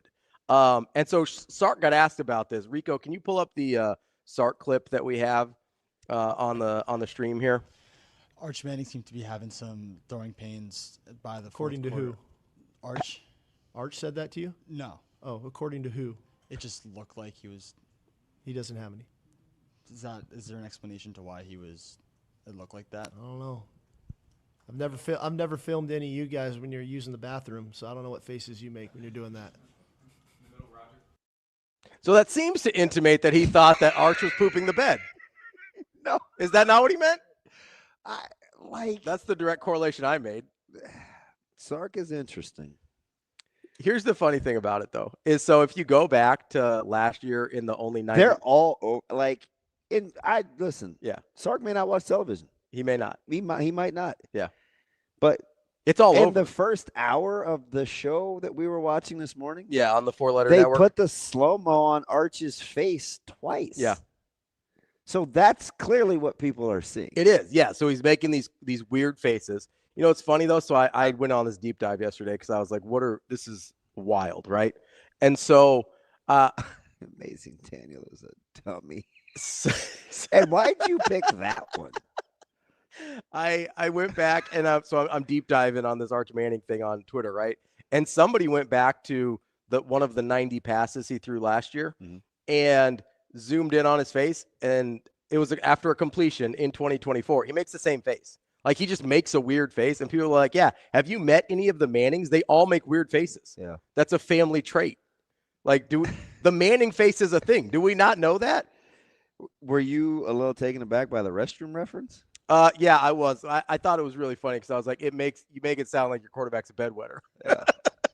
I don't know, man. I'm sure that's not what he meant. You're having those grimace I don't know.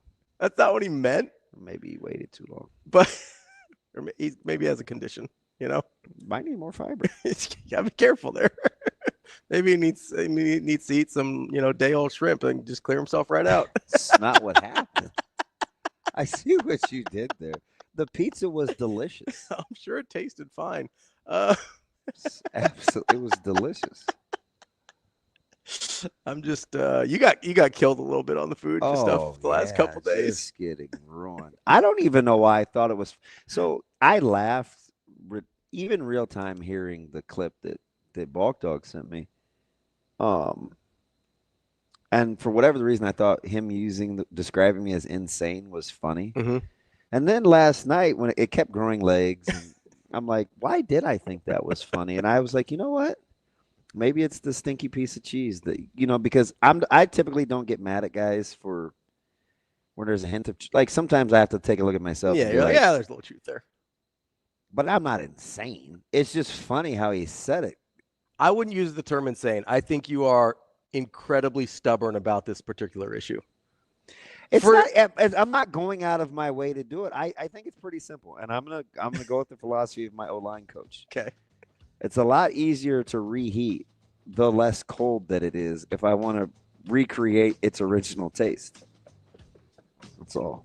I would like to recreate its original ability not to give me diarrhea. That's what I want to recreate. You don't know whether that's what it is. I'm pretty sure. I'm going to go out on a limb here and say when you're having issues digestionally, might have something to do with the... Well, guess what? The people that have loose stool don't have to do. Worry about making that face that Coach Sarkisian was talking about. I don't have that problem. I've never filmed any of you guys when you're using the bathroom, so I don't know what faces you That make. was just weird. Hey, it all comes back to Arch throwing him in the dirt to Ryan Wingo. Coming up next, we got Dan Rafael to talk a little Canelo Crawford here on Hurrdat Sports Live.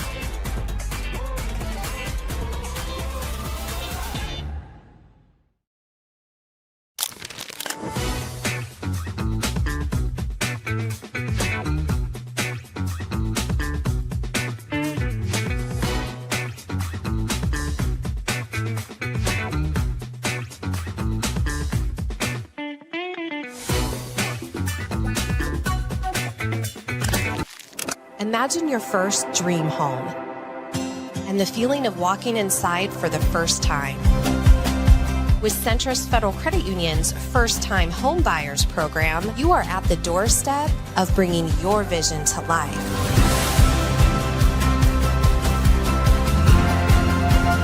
Welcome home.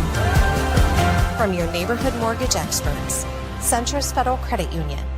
We are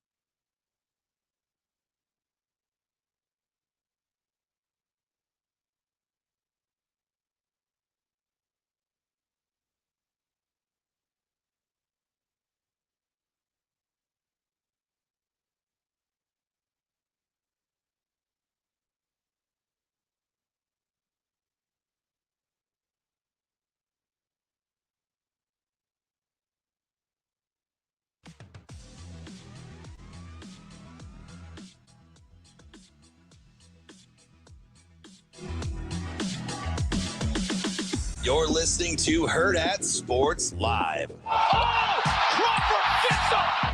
One of the best finishers in boxing. And Crawford just nails him. That man is the best in the world. And now, as a righty, Crawford comes in. There's a three-punch combination from the chip. Oh, and Kamayaskis comes back and lands a combination. So, and Crawford just nails him. Let's see what Crawford does with it. Here he comes. Backs him up with a left hand again. Horns in the corner. Uppercut lands. Crawford on the attack. That's it. It's over. It's over. Welcome back, Hurrdat Sports Live. That's DB. I'm Ravi Lulla here at Hurrdat Sports Bar and Grill. We are joined now by Dan Rafael. You can find him on Fight Freaks Unite on Substack. Dan, how you doing this morning? I'm doing great. One of the original GOATs, Dan. It is good to talk to you. I feel like we took a couple of years off, man, but I have never stopped following you. I'm going to start with this. Your ability to keep your mementos over the duration of you covering boxing is fantastic. My favorite part of what you do on Twitter or X or whatever we call it is the flashbacks, man. A couple of weeks ago, now this is a while ago, you forced me to go down the whole Diego Corrales Floyd Mayweather trail at 1:30, and I'm like, you know what? Only Dan could get me. I'm not even going to apologize, dude. It's the best, man. Are you ready for this one? You ready for Netflix and Crawford and Saul? I'm ready to go, man. I got my suitcase up in the bedroom, ready to pack it up tomorrow morning. So this is interesting. I mean, Bud, obviously here, we know him really, really well. And he walks around at a fairly good size. He's in the high 170s. Is this a case where you could see a good big guy losing to a good small guy? Or do you always err with the good big guy in fights like these? Oh, absolutely. I mean, it's when it's a mismatch kind of fight, when you've got a small guy that's just a regular guy, and he moves up significantly, top elite in the heavier weight, it usually doesn't go well. Same level, or if the small guy maybe is even better, I'll use the example going back many years, like Roy Jones when he was light heavyweight champion, and he jumped up 2 weight classes, or skipped over the cruiserweight division and went to John Ruiz. That was a great smaller guy, just a regular sort of maybe slightly better than average big guy. And the proof was in the outcome where Jones dominated and won basically every round. Now, Canelo is obviously a lot better, the bigger guy, than John Ruiz. But Crawford is a spectacular fighter and a skillful fighter and fresher than Canelo. And having seen the way Terrence Crawford looks in terms of the way he's rebuilt his body from being a welterweight, and then for one junior middleweight, he looks tremendous. And I think he does have the skills to potentially defeat Canelo Alvarez, who hasn't looked really that great for the last few fights.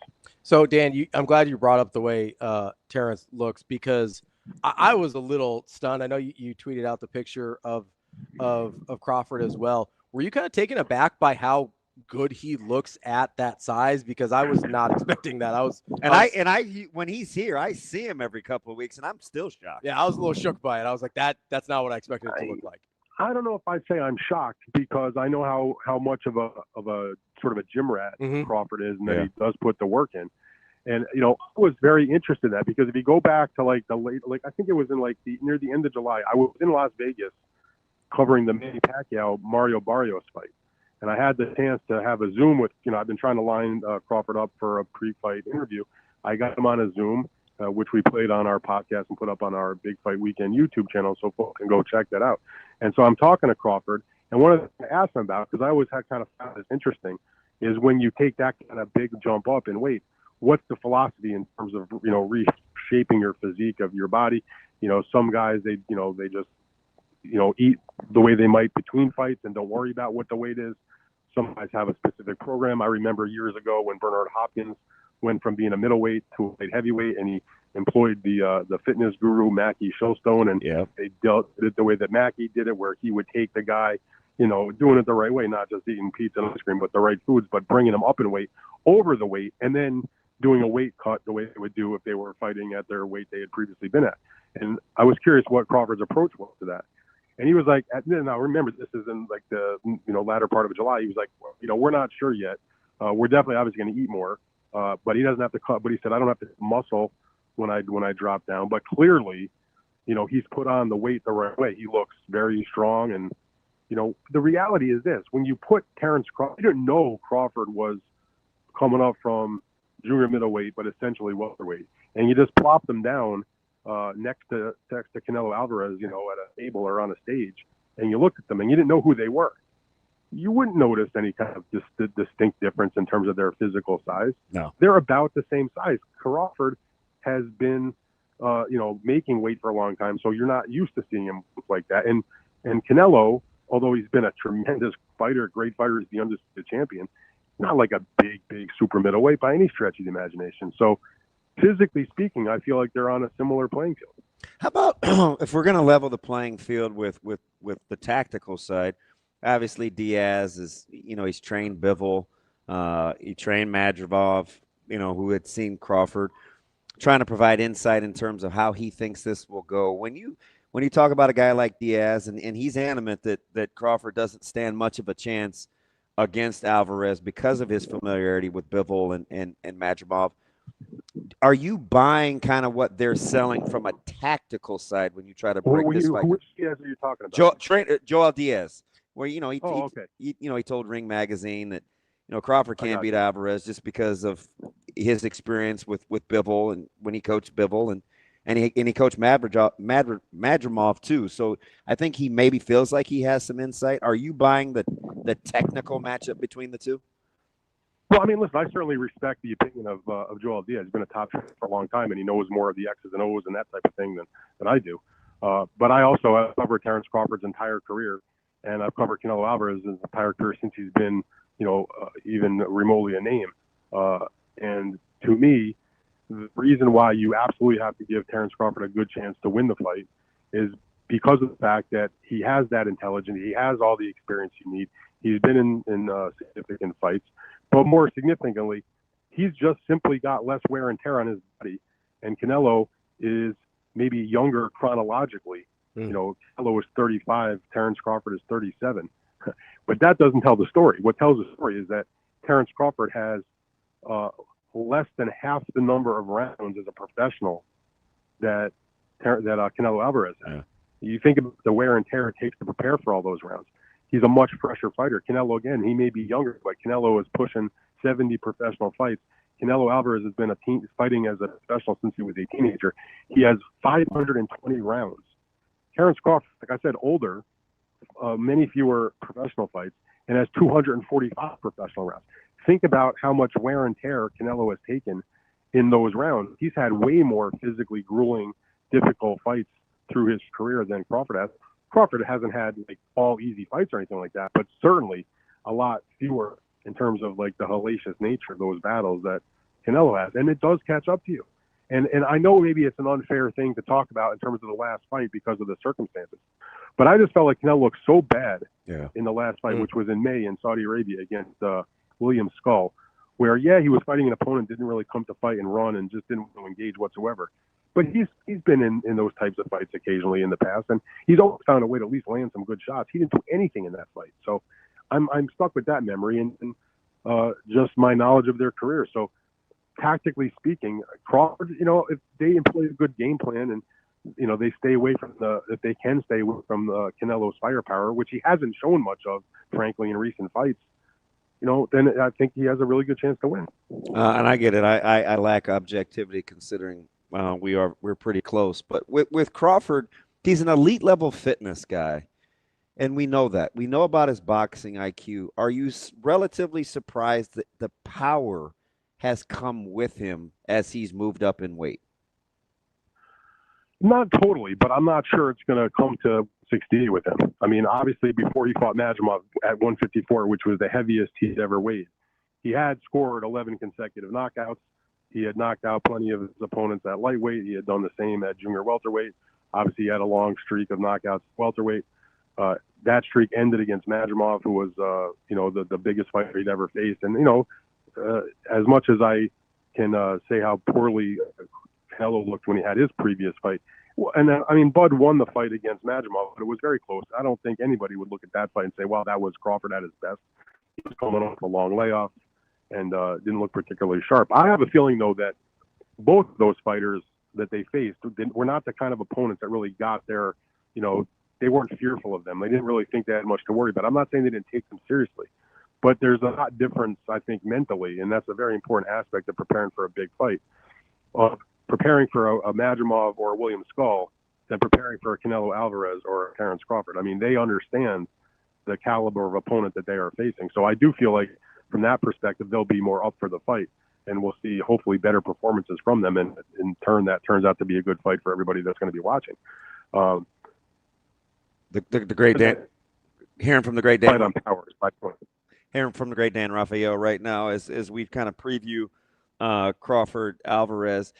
Dan, how much attention are you paying? The not little things, but like sparring partners, right? Obviously, Canelo's brought in a ton of guys, Boots Ennis and trying to adjust, and Crawford actually getting rounds in with guys like Ward, bigger, crafty. Ward has taken a lot more time off than obviously Boots is fresh. But what do you make about what they're trying to see from a sparring standpoint as they approach this one? Well, when you bring in guys like that, it just tells me you're taking it seriously, as you should, because you want to have somebody that can test you to some degree in sparring, that can give you the right look. And, with Ennis, in terms of going to spar with Canelo, that's a tremendous young fighter, a fresh guy, a change of pace maybe for Canelo, a guy that, some people have compared him to Crawford. I don't see them as being the same kind of fighter, but I don't either. They have similar dimensions. Maybe he can simulate the speed. And Ward is the master. So if he brought him in, he's looking just to be in there with a guy that's bulkier.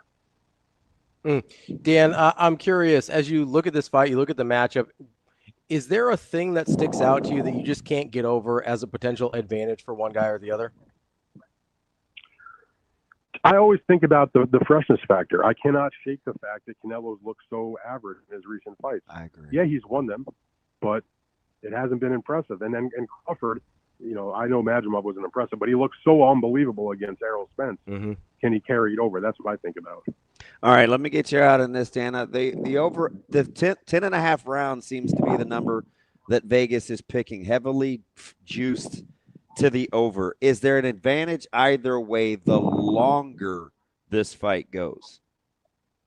That's a good question. To me, the 10.5 doesn't surprise me when you see fights like this. Often, and I hosted a handicapping show for 3 years, and we saw on these types of fights almost week in and week out, we had 10.5 on the over and under. But I think that Canelo hasn't had a knockout for a very long time. Crawford, these guys have over 100 professional fights. Neither one of them has ever been down officially in a fight. So clearly they take punches well. Obviously, the caveat is that Terrence Crawford is moving up to weight divisions, but his defense is always pretty darn good. So, I think the longer the fight, the 10.5 seems appropriate to me. Like, I kind of think whoever wins, there's a good chance this fight goes the distance. All fight freaks need to unite with this one. That's our guy, Dan Rafael, Fight Freaks Unite on Substack. Dan, we appreciate the time so much. Hope you enjoy the fight this weekend, and we'll talk to you again soon. Safe travels, D. All right, my pleasure, guys. Thanks. That's Dan Rafael, Fight Freaks Unite on Substack. Make sure you go check him out. Great stuff there, as always. As Conor McGregor put it, the boxing guy, Dan Rafael. Man, my man is. I see McGregor's running for office. Wouldn't surprise. Wouldn't surprise me. I don't know. I don't know. I don't knock the hustle. Here or Ireland? Where's he running? There. You can't win anything here. It's not a. I don't know. Well, there's these things called Never mind. Arnold was a governor. I don't know. There. Over there. Didn't know if he got dual citizenship. You're not or about something. to get me. No. Over there. Would you like to have a conversation about immigration, DB? No, I would not. All right. We'll be back tomorrow. More Hurrdat Sports Live. See you. Have a good day. Love you.